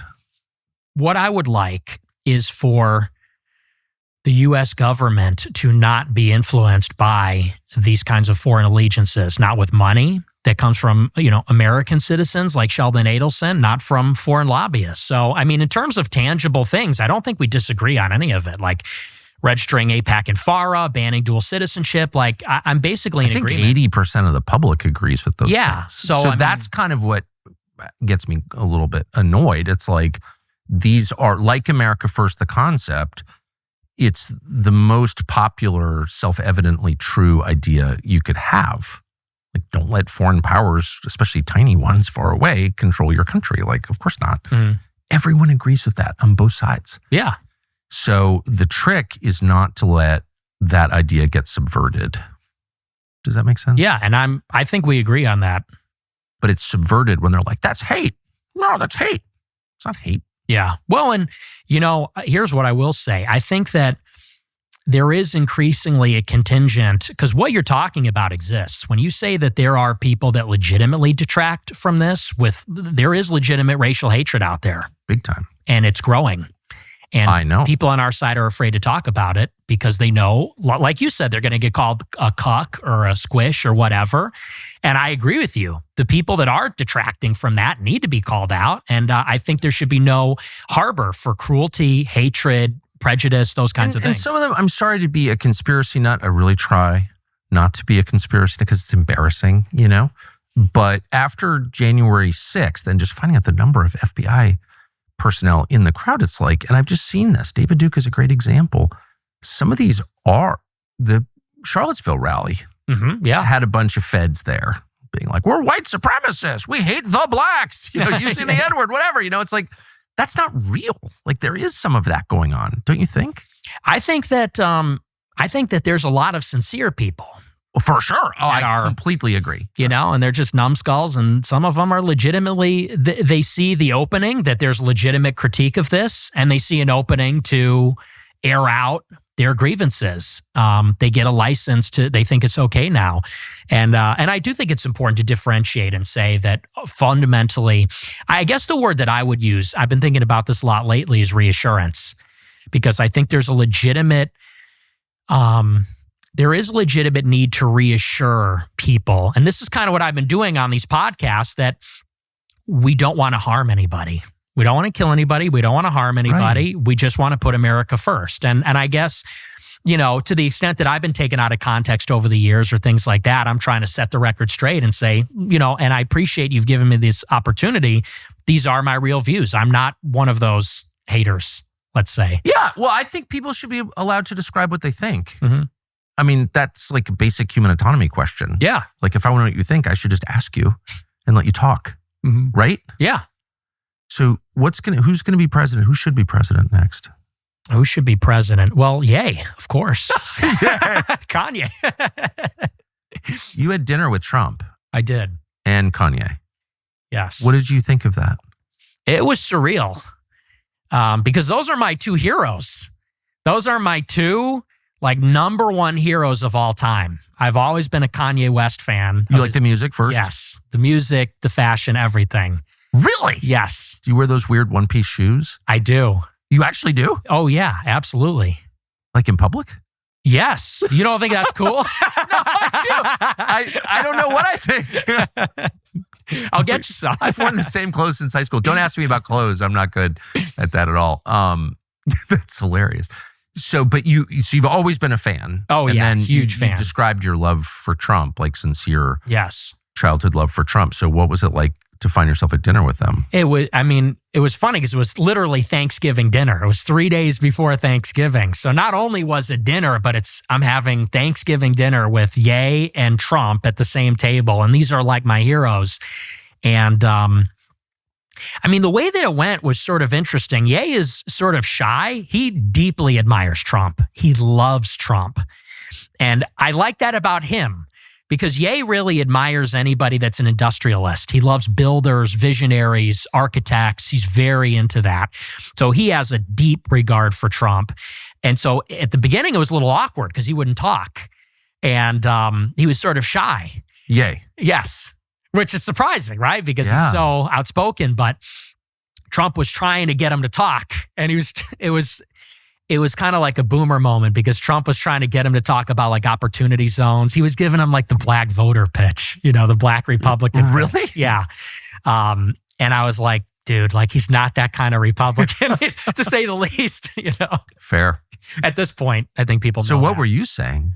Well, so eventually, Trump didn't have a lot of luck with him. So he's kind of fielding the table and he's talking to me. And Trump does like other people to talk. yes. It's- He likes to talk too. He does, for sure. Yeah. But he asks questions Yeah, he does. more than you would think. Well, he's a good guy, fundamentally. Yeah. He's a very warm guy. So he was asking everybody, what's up and who are you? And we got to talking. And, I guess it was going too well because I was being very complimentary of Trump. And Ye was kind of kicking me and saying, like, a couple days prior, we were talking about if Trump and Ye wind up on the debate stage, what is that going to look like? And I was coaching Ye, like, these are his weak areas. Like, this is where we got to attack Trump. And so Ye was like, tell him what you were saying the other day. Tell him what you were saying last night.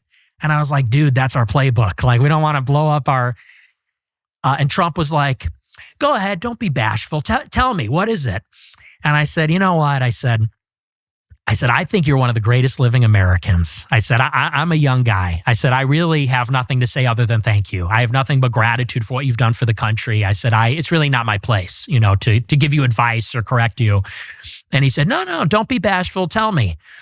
And the story that I brought up was, this was really what sent me.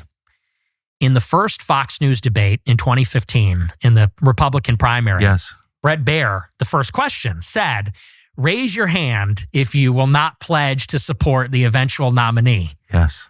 And Trump raised his hand because that's what he was saying. He said, if I don't win, I'll run independent and I'll make Republicans lose.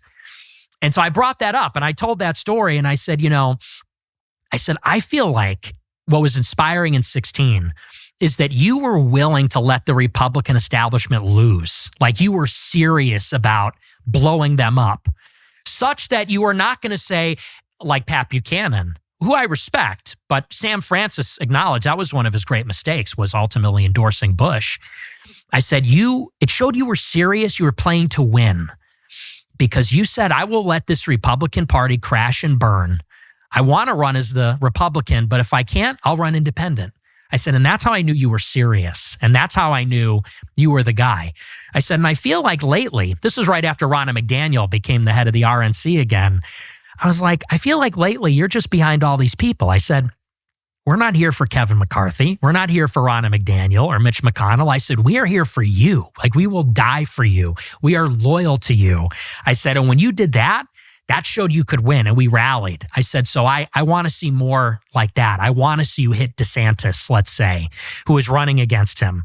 And he was like, oh, okay. He goes, oh, so you like that? It was right after he called them DeSanctimonious. Yeah. I said, that was awesome. You should have kept hitting him. He's like, oh, you like that? He goes, this guy's hardcore. I like this guy, he was saying about me. And so I was trying to just get his mojo back, and, gas him up a little bit. And so that's how it went between me and him. And what was Ye saying at this point? Well, he was beaming with pride because Trump turns to him and says, who is this guy? This guy's great. And Ye was like, right? And I was like, this is amazing. Did you call your parents from the parking lot? Oh, yeah. Yeah. You'll never believe. Yeah. I try never to think like, how will this be perceived? It's better just to like be as honest as you can be all the time. And and honest people will respond, agree or disagree, but they'll feel your sincerity and your honesty. But there are always people who are going to like distort it. And I recounted basically the Christian gospel at Charlie Kirk's memorial service, and everyone's like, "You're an anti-Semite." I literally didn't have one thought about Jewish people. It had nothing to do with that. It was whatever. So, but I was thinking about this conversation, which I'm sure can't imagine in the ways that it'll be distorted. But I do hope that people who want to learn what's happening and who you are will watch the whole thing. It's probably naive hope that it won't be reduced to whatever you're saying something naughty and me laughing and see they're both Nazis. I mean, that's going to happen, of course. But I'm willing to take that risk because I just think it's important to know you're clearly ascendant. You're enormously talented. You're more talented than I am. for sure as a talker. So, and they've, there've been a lot of attempts to silence you and it hasn't worked. So my calculation, I'll just be as blunt as I can be. It's like, do I want to have Fuentes on? Everyone's gonna be like, but you're a Nazi just like Fuentes. Okay. But then I'm like, I don't think Fuentes is going away. Ben Shapiro tried to like strangle him in the crib in college, and now he's bigger than ever. So it probably would just be worth hearing what Nick Fuentes thinks. I just want to be transparent about my motives here. Yeah. So those are my motives.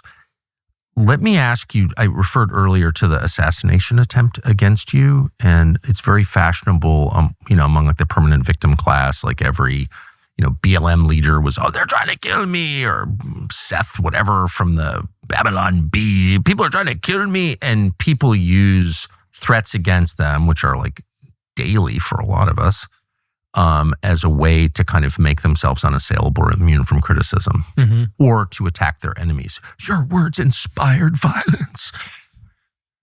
What is stochastic terror? I can't even pronounce it. It's like some academic term, whatever. But you had a real assassination attempt, like an actual one, which got no publicity that I recall. What happened? Yeah, well, it was after the election last year. I put out this tweet and I said, your body, my choice on election night.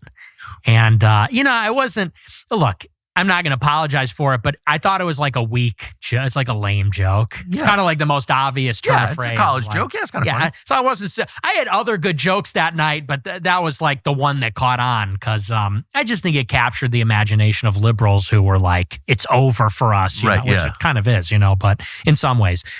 But so I put that out there. I didn't even vote for Trump, but I put that tweet out. Who'd you vote for? I didn't vote at all. I just recused myself.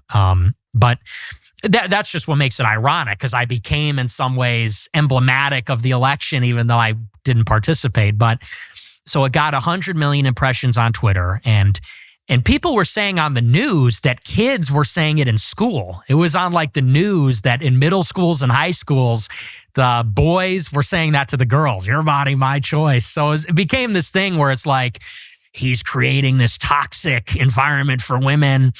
So the internet lost its mind, and people then started posting my address online because they were so unhappy with the tweet.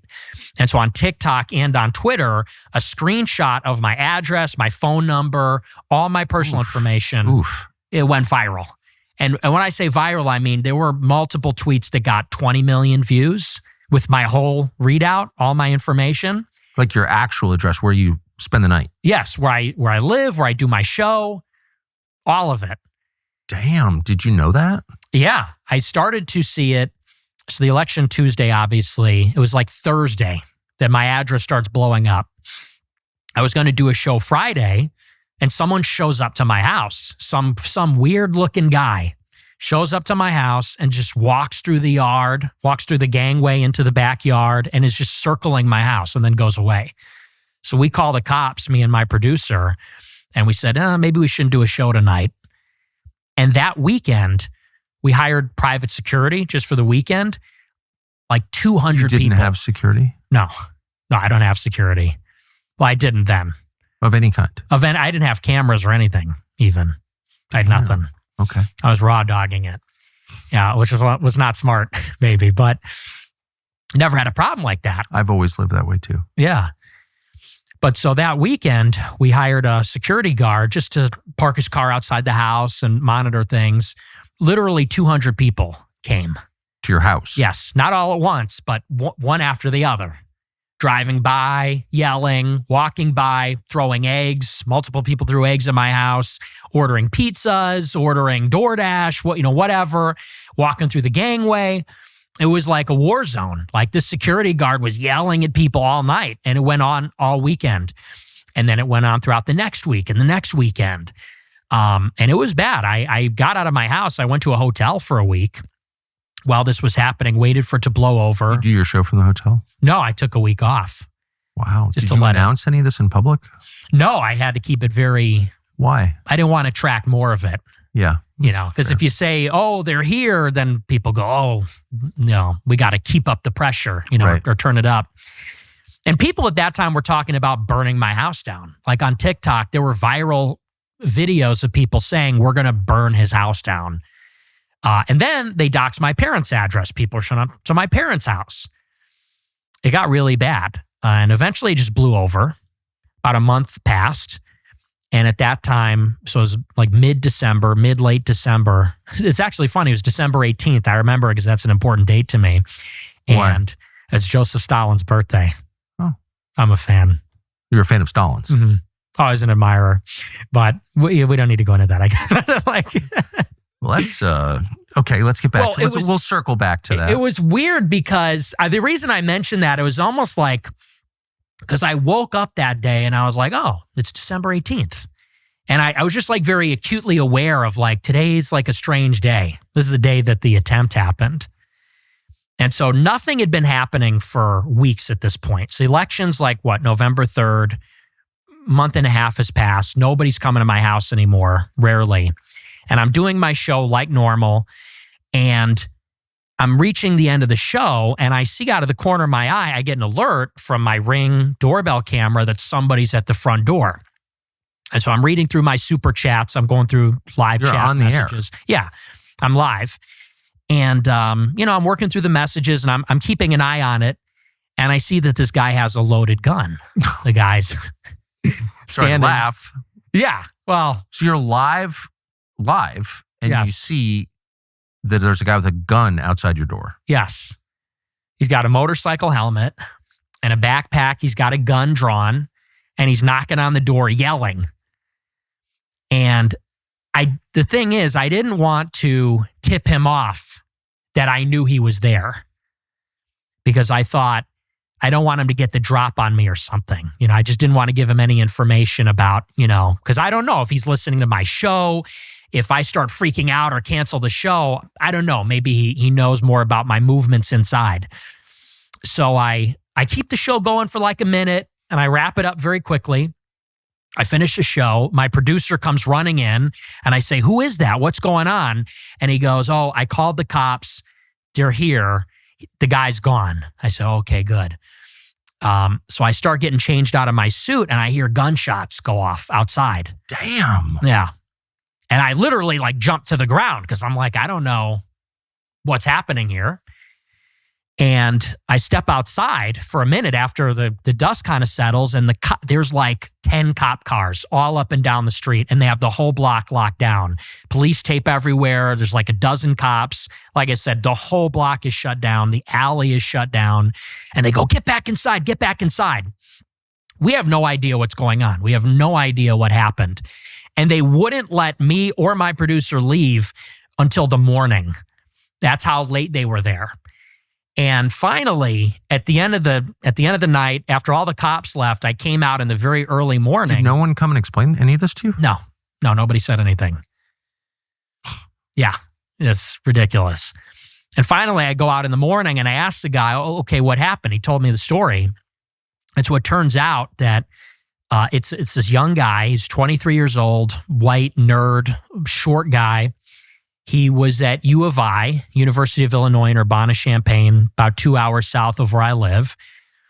He killed 3 people earlier in the day. He went to his roommate's house, college roommate's house, killed his roommate, killed the sister, the guy's mother, got in his car and drove directly to my house, parked outside my house, got out a .22 pistol and an automatic crossbow. Weird choice. And he knocked on the door, which is where I saw him. He went around the house. He tried the back door, tried the front door, and the cops pulled up. He took off running through the gangway, hopped the fence, ran into the neighbor's house. I guess he went into the neighbor's basement because the door was unlocked. He was hiding from the police. He shot 2 of their dogs, which is devastating. He runs back outside and the cops see him. He shoots at the cops. The cops shot him in the face and he dies on the spot. What was his motive? They never told me. To this day, I have no idea. They never told you? No. So what contact did you have with the police after this? They came by about a week later. Illinois State Police came to retrieve the Ring camera footage of the whole incident. And so they had me download that onto a thumb drive. And that's it. I never heard from the cops, never heard from the government. Not at all? No, nothing. A guy comes to murder you. He's murdered 3 other people and 2 dogs. He gets shot to death and no one bothers to tell you anything? Nope, nothing.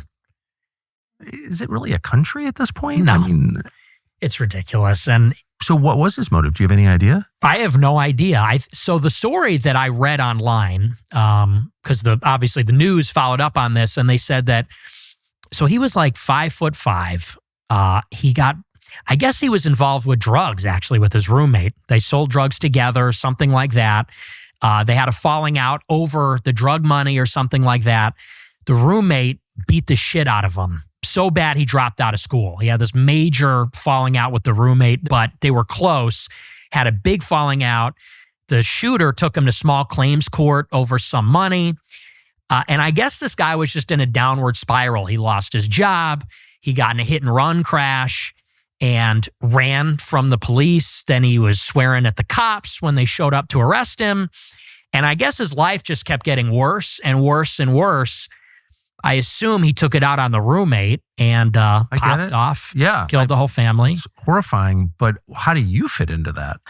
So this is just my opinion, speculation. This is like a month after Luigi Mangione.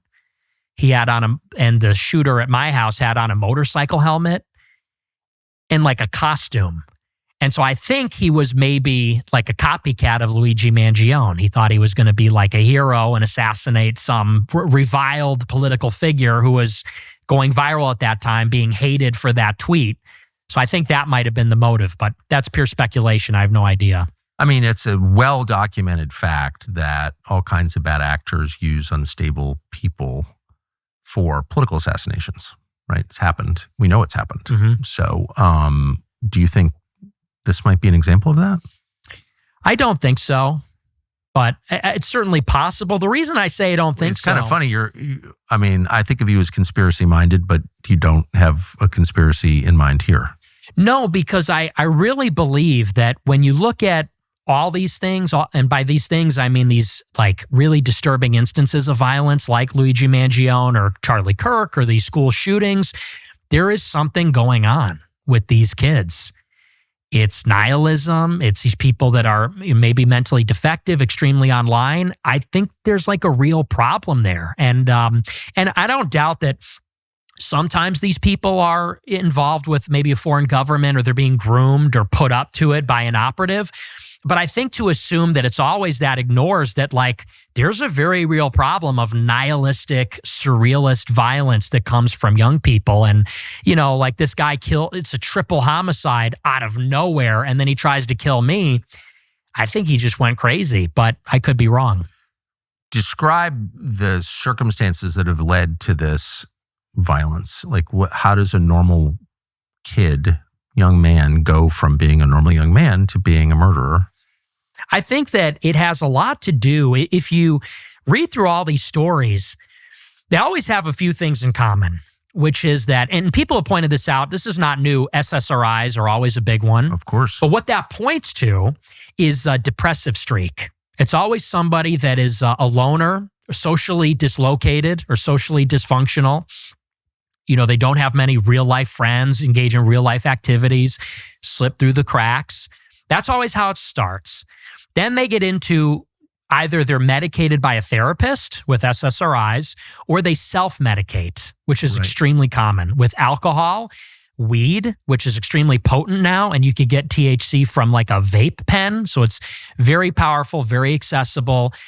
You know, when I was in high school, my stoner friends would have to like go on a walk to the park and roll a joint. Now, with the vape, you can hit that anywhere, I guess. Of course. It's very discreet.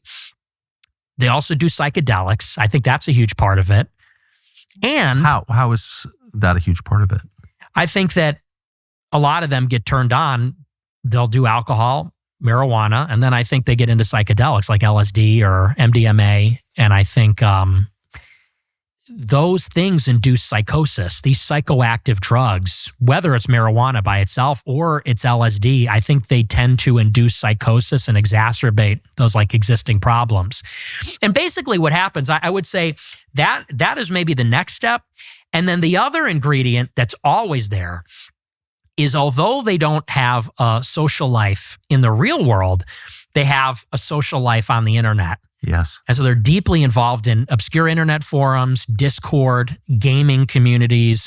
So increasingly, ChatGPT is inducing psychosis. People talk to ChatGPT all day, all night. And you basically have, between the three of these things, they kind of go into like a different world. Between the psychoactive substances, the make-believe reality of the internet, totally disconnected from the real world, I think they enter into like this delusional state. And I think that's where that shooter in Minneapolis, I think that's what that was. I think if Tyler Robinson is found guilty, there's been some interesting screenshots about him and his transgender boyfriend. It's the same story there, if that's true. And I would imagine it was not dissimilar with the guy that showed up and tried to kill me. I think those are always the ingredients that produce that kind of violence. It's interesting, your audience, as I imagine it, I've never seen any of your numbers. I don't even know how big your audience is. It seems big to me, but I think of them as young men. Mm-hmm.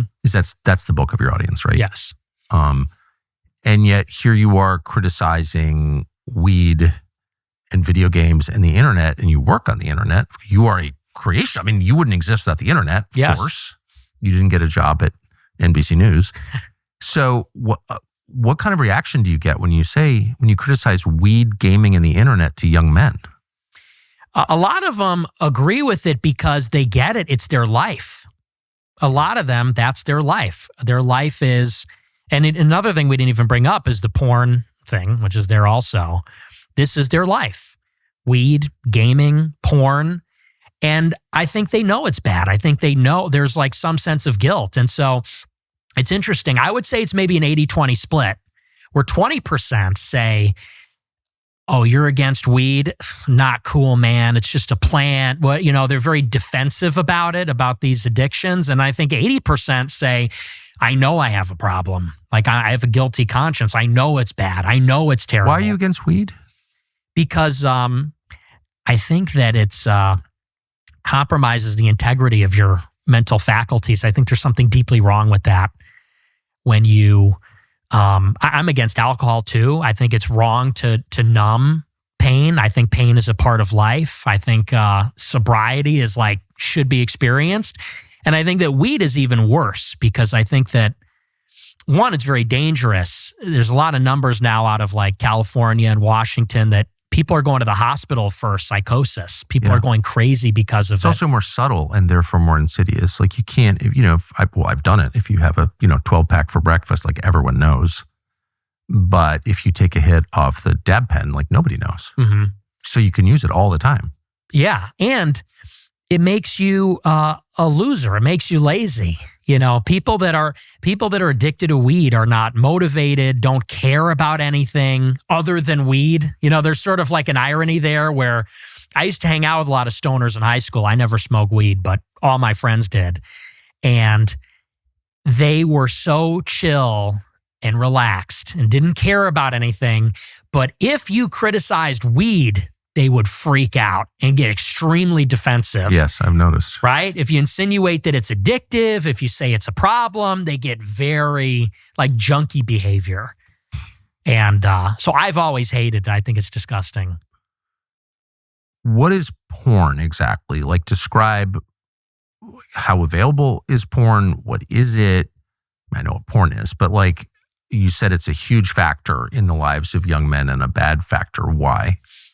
Well, this is another thing where it's reality distortion.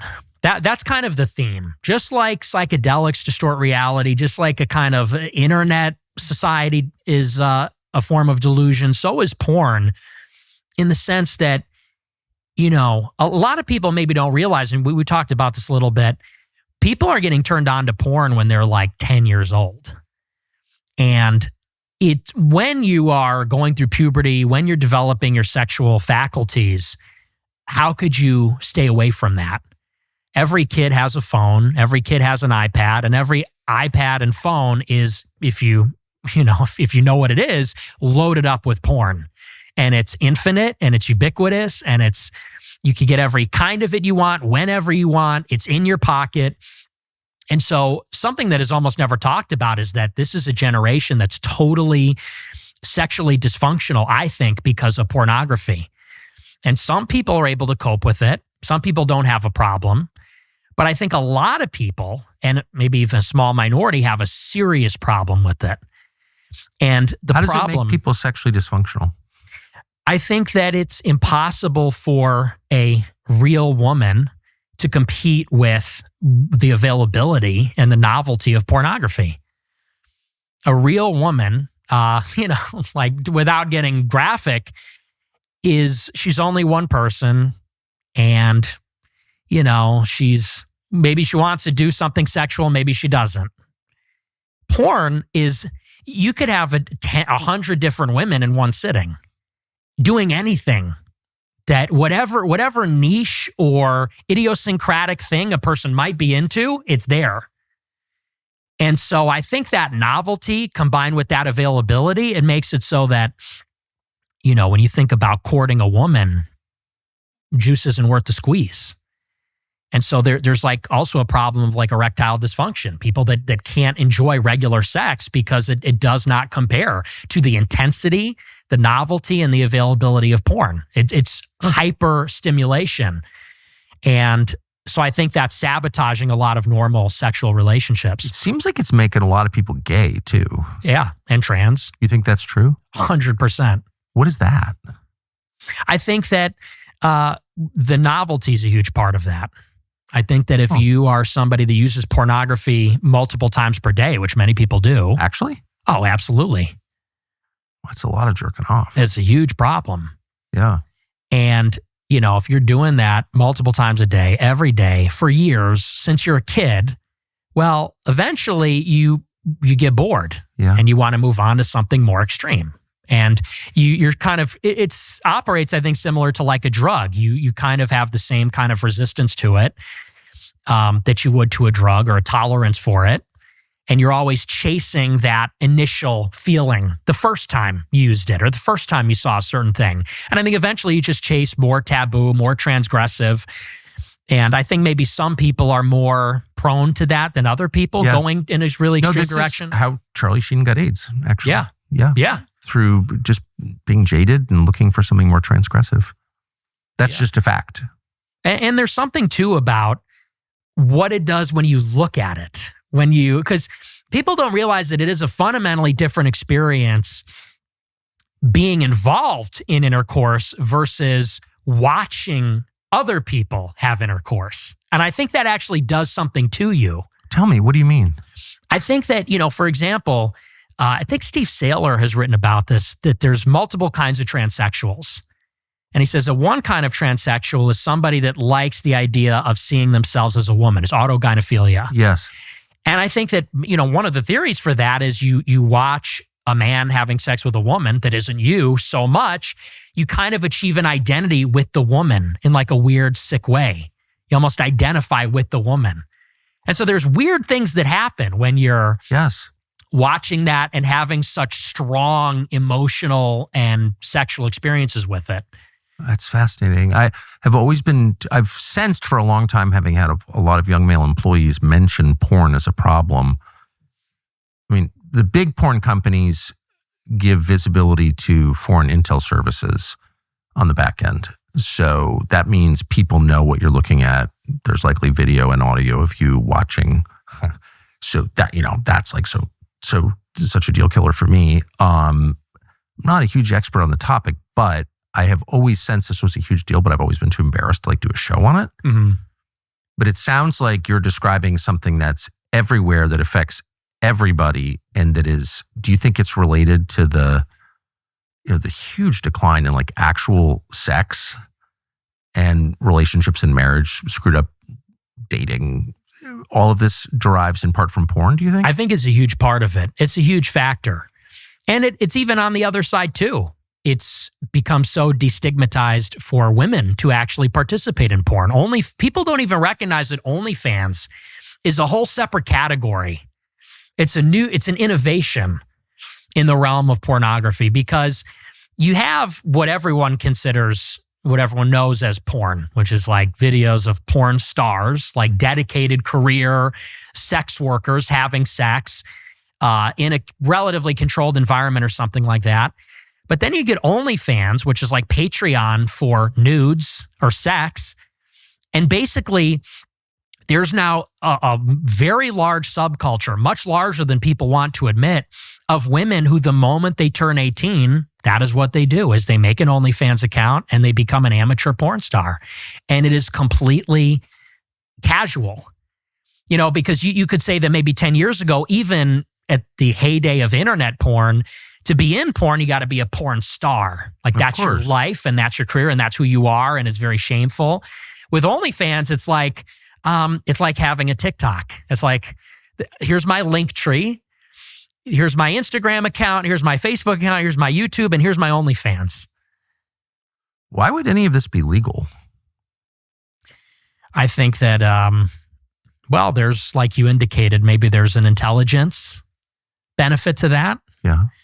Maybe there's a political benefit to that. I think that... Well, why wouldn't you arrest the people who run something like that? They should be. If you had a Christian government...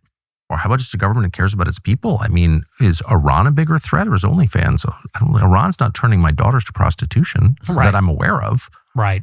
Right? I mean, that seems like one of the worst things that could happen to any society. Oh, absolutely. So how big is the support for that? Like if a candidate were to come out and say, we ought to arrest the guys who own MindGeek, which is the biggest, I think it's the biggest porn supplier in the world, or the guys who run OnlyFans, what would the reaction be among, people under 50? I think there would be broad support for that. Really? I do, actually, yes. I hope someone will say that. And someone needs to. I hope someone arrests them, like right away. Yeah.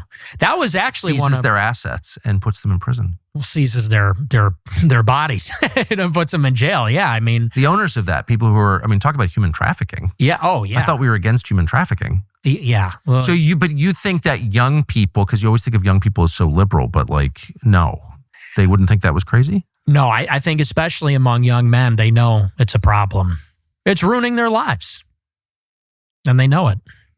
So what are the other factors that prevent, I'm sorry I called you gay, by the way, but I think I'm just too old or something. I'm like, why isn't anyone married? You tell me, why aren't people married?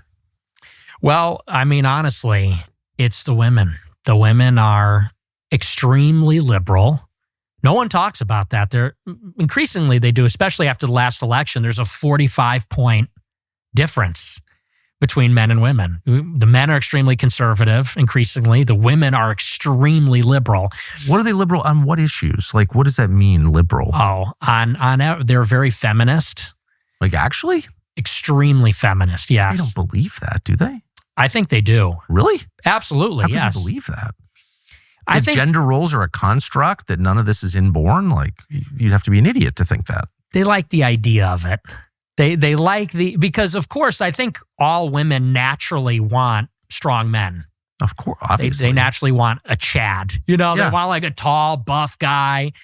But I think they like the idea of, none of them want to work either. None of them actually want to work. No, that's what I'm saying. Of course. Right. It's obviously true. It's always been true. Work outside the home. Right. They don't have enough work at home. There's a lot to do. But no, I completely agree. So that's why I question, they're feminists in what sense? Yes. And, they like these vague appeals to equality. We want a chance to work and we want respect. And, ultimately, I think the whole political system is just based around women never being accountable for any of their choices. Ultimately, that seems to be that's what abortion is. Yeah, of course. Because 99% of abortions are elective. So they say it's an unplanned pregnancy. You had sex out of wedlock with someone you didn't intend to have kids with. So now we have to kill the kids in the womb. And, these no-fault divorce laws. These women get married to guys maybe they never intend to stay with. And then when they're out, they're done. And they want child support and they want half the stuff. And I think a lot of men are looking at women and they're very liberal. They're overweight. They have a very high estimation of themselves. I think that people call it hoflation. Hoflation? Yes, their sense of their own looks and sexual value is very inflated. And so a lot of people are looking at these like frumpy, obnoxious, loudmouth, liberal women who are also very promiscuous and saying this is not actually appealing at all. And I don't want to start a family with a person Sounds like awful. this. Yeah, it is. But if you believe in the patriarchy, as I fervently do, because it's just reality, we didn't choose the system. We were born into a system that is part of nature, can't get out of it. So if you believe that that's true, which it is, then you think that men should lead. And if it's going to be better, men should make it better because that's their job. Right.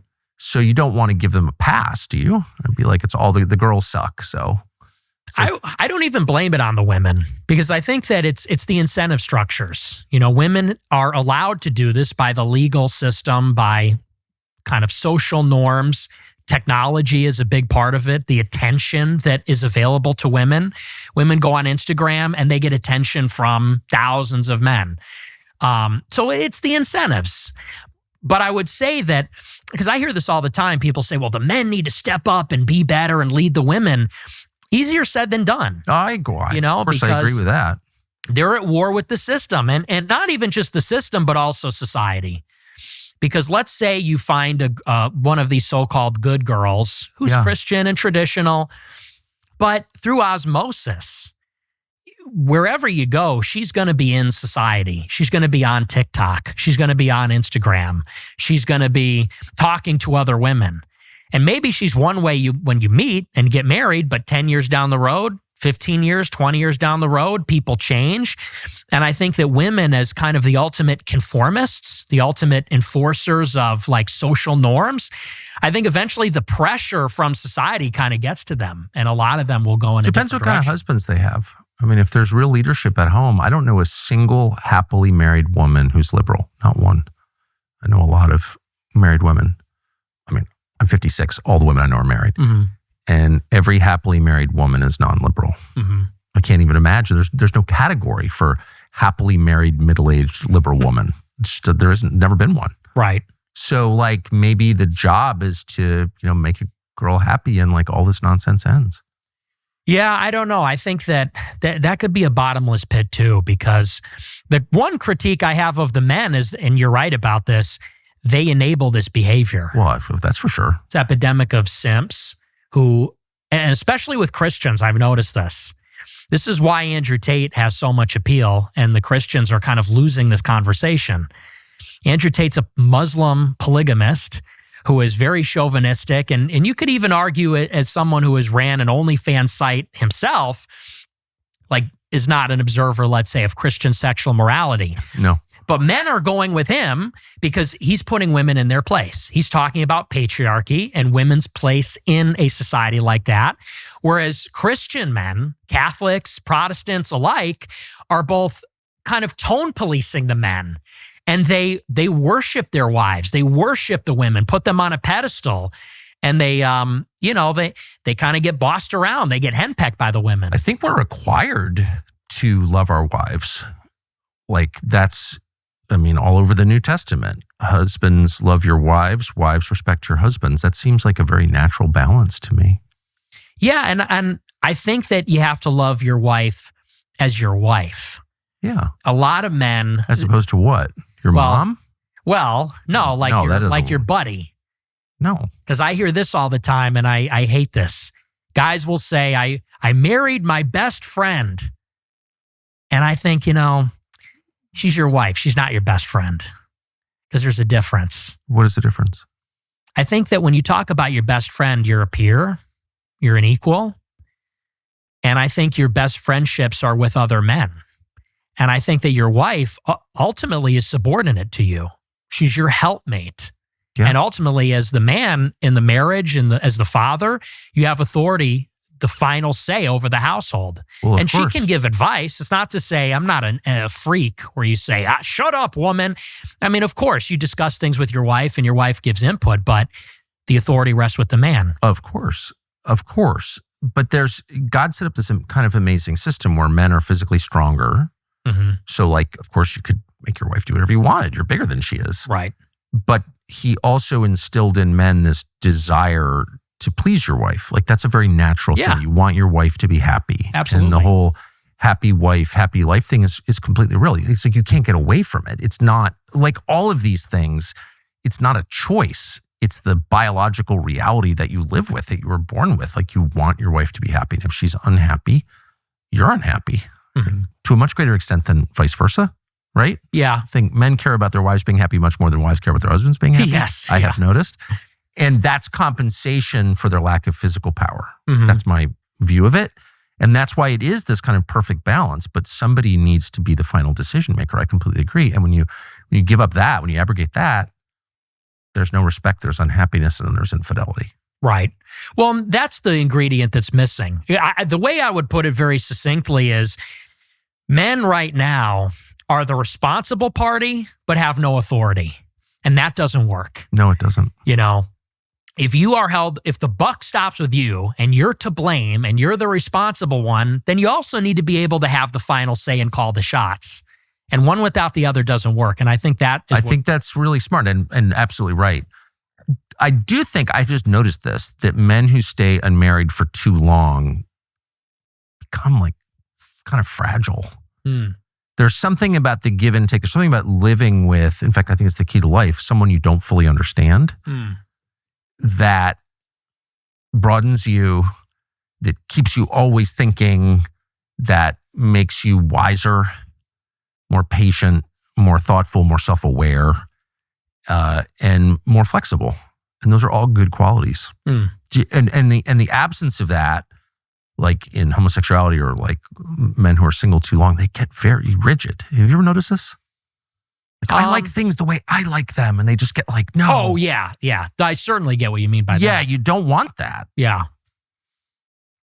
I would say that when you say you don't fully understand women, to me, I feel like women are very simple in terms of... Have you ever lived with one? No, I haven't lived with them, but I mean, and don't get me wrong, maybe it's difficult, but I feel like they're pretty simple. We're all pretty simple. I mean, no one's more simple than I am, but yeah, we're all pretty simple. But what I mean is like on a day-to-day, on the level of experience, like you don't always understand what they're saying because it's never about what they say it's about. Right. And men just tend to be kind of dog-like in their straightforwardness. You know, I'm hungry, I'm horny, whatever it is. I disagree. I feel like men are complicated. I feel like women are like, I'm hungry, I'm horny. I feel like men are very complicated. Really, how? Because men are masters of the universe. Women are the universe. You know, this is what Spengler says about them. And so I think that men have like a deep connection to things like math and space, and they want to conquer the world. Of course. And, you know, things like this. And women, I feel like, are actually very primal and instinctual. Yes. They Much want security. earthier. Yeah, yes. Chthonic, you know, they're of the 100%. terrestrial. Never embarrassed by bodily functions. Men are so Yes. squeamish. Yes. Women are not at all. They give birth. No, that is absolutely true. But I mean, in the way that women present their concerns, there's almost always something that's not being fully expressed. Like, I got mad at you last night because I was pissed about something last year. That's not a male thing to do. You can't remember what happened last year. Right. Right? And so, but anyway, whatever the point, men and women talk past each other constantly. They don't always know what the other one is saying. And that frustration actually gives way to like great beauty over time, I would say. I don't know. I personally find women very frustrating when they are not expressing. And I just view that as that's the beauty like, of it. I see, the way I look at it is like when you look at your favorite TV shows, right? The Sopranos, Breaking Bad, it's like the wife is the villain because it's like the main character, if the wife could just get out of the way, would be running the show. And that's kind of how I feel like Ayn Rand, I agree with her about this. She said that the wife's role is like hero worship. The guy is the hero. The guy is supposed to be the entrepreneur, the conqueror, whatever. And the woman is really supposed to support the man's goals and be in his world. And that's the felt last thing successful men need is more power worship, more hero worship, more, you're so great. When you get that at work, you don't want that at home. You become an unbearable asshole. And then you fall prey to what destroys every successful man, which is hubris. Like you mistake yourself for God. You need someone who's not interested in what you do at all, only interested in you. And that's how you become balanced and wise. That's how you know your own limits. Because the ass kissing is what kills you. It's not, you had someone come to murder you at home. It doesn't seem to have affected you that much. And if I were married, dude, she would never let me hear the end of it. Well, that's probably true, but that's not what destroys men. It's not adversity that destroys men. It's comfort and flattery that destroys men. Right? That's what happened to King David. It's what happens to them all. Yeah. You're so great. You can never go wrong. I just feel like we have I don't feel like we have an abundance of affection from women. Yeah. You know what I mean? Like, in terms of where the pendulum is at, I feel like the women are very unloving to the men. That's why, like, they don't cook. Because that's like the best way to express a love for a man. I said this on my show the other night. I'm like, the most beautiful words a woman could say is like, I made you dinner. I made you cookies. Yeah. Because that is like an act of love.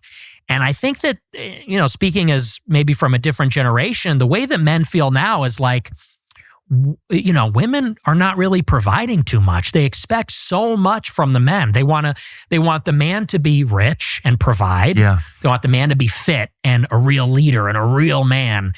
They also want to split the chores with the man. They want the man to do half the laundry and half the dishes and things like that. And it's like, so what do you do all day? You're on TikTok, you're like doom scrolling and eating Cheetos. Like what actually are you providing in the relationship? So I just feel like in terms of the deficit, it's like women are very emboldened. They're too, I think, assertive, always giving their opinions, always critiquing, always, I think that they're very bold right now. And sarcastic. I think that's a big reason why they're not very attractive. I get it. All I would say is that in a happy marriage, all of that goes away. There's no arguing about who does what. People fall seamlessly into the roles they were born into. They acknowledge those, are not insecure about it at all. They express love in a whole bunch of different ways by serving each other. It's like super easy. And all of that, obnoxious, entitled, you don't make enough money, all that crap just disappears. Anyway, that's been my experience. So last question, where is all of this going in this country? Like, well, where are we in 5 years? Not anywhere good. I'm really concerned. And I'm not one of these doomsday sayers. There's a lot of people that forever, the sky's falling every day. But I really feel like the things that concern me the most, it's the assassination of Charlie Kirk. Seemed like we crossed a Rubicon there. I agree with that. Because he's just a conservative guy, relatively moderate, expressing his opinions. He's not the president. He's not a politician. And it wasn't just that he got shot. It was what happened afterward, which is that 100,000 liberals went on TikTok and celebrated. And that shows that how can you integrate or harmonize with people that hate you that much? They see some, and I understand that liberals thought he was a jerk. Like maybe he was a little rude or something like that. And he really wasn't. I mean, he was pretty patient as they come. I just tried to fill in for him last week and immediately snapped at some kid and threatened to beat him up and went crazy. And I had said a prayer for patience, by the way, and I still couldn't handle it. So, Charlie Kirk was a remarkably even-keeled, patient, decent man. Yes. And yeah, so whatever their perception of him was, to see him get his face blown up in front of everybody like that, and the first reaction of someone in the crowd who was present, some guy with the beard jumps up and celebrates. Did you see this? No. Some liberal kid in the audience jumps up and says, "All right." I literally can't handle it. I'm so upset by it. I haven't looked at anything. It's disgusting. And I saw that and said, yeah, like, there's no putting the genie back in the lamp here. That was one. The other thing I'm really worried about is what's happening at these ICE detention centers, where it's happening not far from where I live in Broadview, Illinois, where they set up an ICE detention facility, and the administration is rounding these people up, which I support, but they're doing it in a very provocative way. They're broadcasting it. They're making hype edits on Twitter of like these raids on apartment complexes, which I think are very cool, but it's somewhat provocative. And Antifa's showing up. In order to protect ICE, the administration's putting DHS. Well, now they're protesting the DHS presence, and the administration of the governor of Illinois and the mayor of Chicago are telling Chicago police, don't help ICE. And they're encouraging the protesters. And what I see there is like a level of tension that just keeps increasing. Yes. And there's leadership. There's civilian leadership on both sides. Like the governor and mayor, who are Democrats, won't back down versus a Republican president.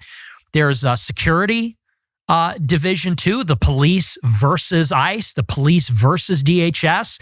There's a constitutional question about the federal supremacy, you know, and I see all the ingredients of like a low boil civil conflict, full-blown civil war. And I'm not that guy, but I see all the ingredients there for that to happen. So I'm deeply concerned about where that will go. How would you handle it if you were in charge? If you're the president, what do you do about that? I think maybe this is controversial, but they have to crush the other side. They have to, because you can do one of two things. You cannot challenge the left and let them do their thing, or you can utterly confront them and defeat them and remove hope from the equation. If you resist, you will be arrested. Like this is an insurrection. There's 10 million people here illegally. We're getting them out. You're rioting. You're going to jail too. Like it has to be crushed. But if you do anything less than that, if you do in the middle, all you're doing is antagonizing and feeding the other side. And if they think there's a chance they can win, they will get bolder and stronger and they'll start to rally. And that's when it's sort of like people think it's close or like it's contentious. That's when it breathes. That's when oxygen is fed to this kind of fire. So if I were Trump, I would say screw 200 National Guard, like arrest the mayor of Chicago, like arrest the governor, shut it down, like make it clear, like Washington, you know, bring in the troops and say the federal government is supreme. The immigration law is the law of the land. If you're not on board with that, you're going to jail. If you attack ICE or box them in with your car, you're going to jail for a long time. Anything less than that, you might as well just not even bark up that tree at all.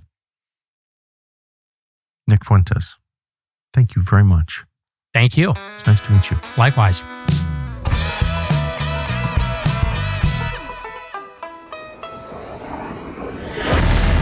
We've got a new website we hope you will visit. It's called newcommissionnow.com, and it refers to a new 9/11 commission. So we spent months putting together our 9/11 documentary series. And if there's one thing we learned, it's that in fact, there was foreknowledge of the attacks. People knew. The American public deserves to know. We're shocked, actually, to learn that, to have that confirmed, but it's true. The evidence is overwhelming. The CIA, for example, knew the hijackers were here in the United States. They knew they were planning an act of terror. In his passport is a visa to go to the United States of America. A foreign national was caught celebrating as the World Trade Center fell and later said he was in New York, quote, to document the event. How did he know there would be an event to document in the first place? Because he had foreknowledge. And maybe most amazingly, somebody, an unknown investor, shorted American Airlines and United Airlines, the companies whose planes the attackers used on 9/11, as well as the banks that were inside the Twin Towers just before the attacks. They made money on the 9/11 attacks because they knew they were coming. Who did that? You have to look at the evidence. The US government learned the name of that investor, but never released it. Maybe there's an innocent explanation for all this, but there isn't, actually. And by the way, it doesn't matter whether there is or not. The public deserves to know what the hell that was. How did people know ahead of time? Why was no one ever punished for it? 9/11 Commission, the original one, was a fraud. It was fake. Its conclusions were written before the investigation. That's true, and it's outrageous. This country needs a new 9/11 Commission, one that actually tells the truth, that tries to get to the bottom of the story. We can't just move on like nothing happened. 9/11 Commission is a cover-up. Something did happen. We need to force a new investigation into 9/11 almost 25 years later. Sorry, justice demands it. And if you want that, go to newcommissionnow.com to add your name to our petition. We're not getting paid for this. We're doing this because we really mean it. newcommissionnow.com.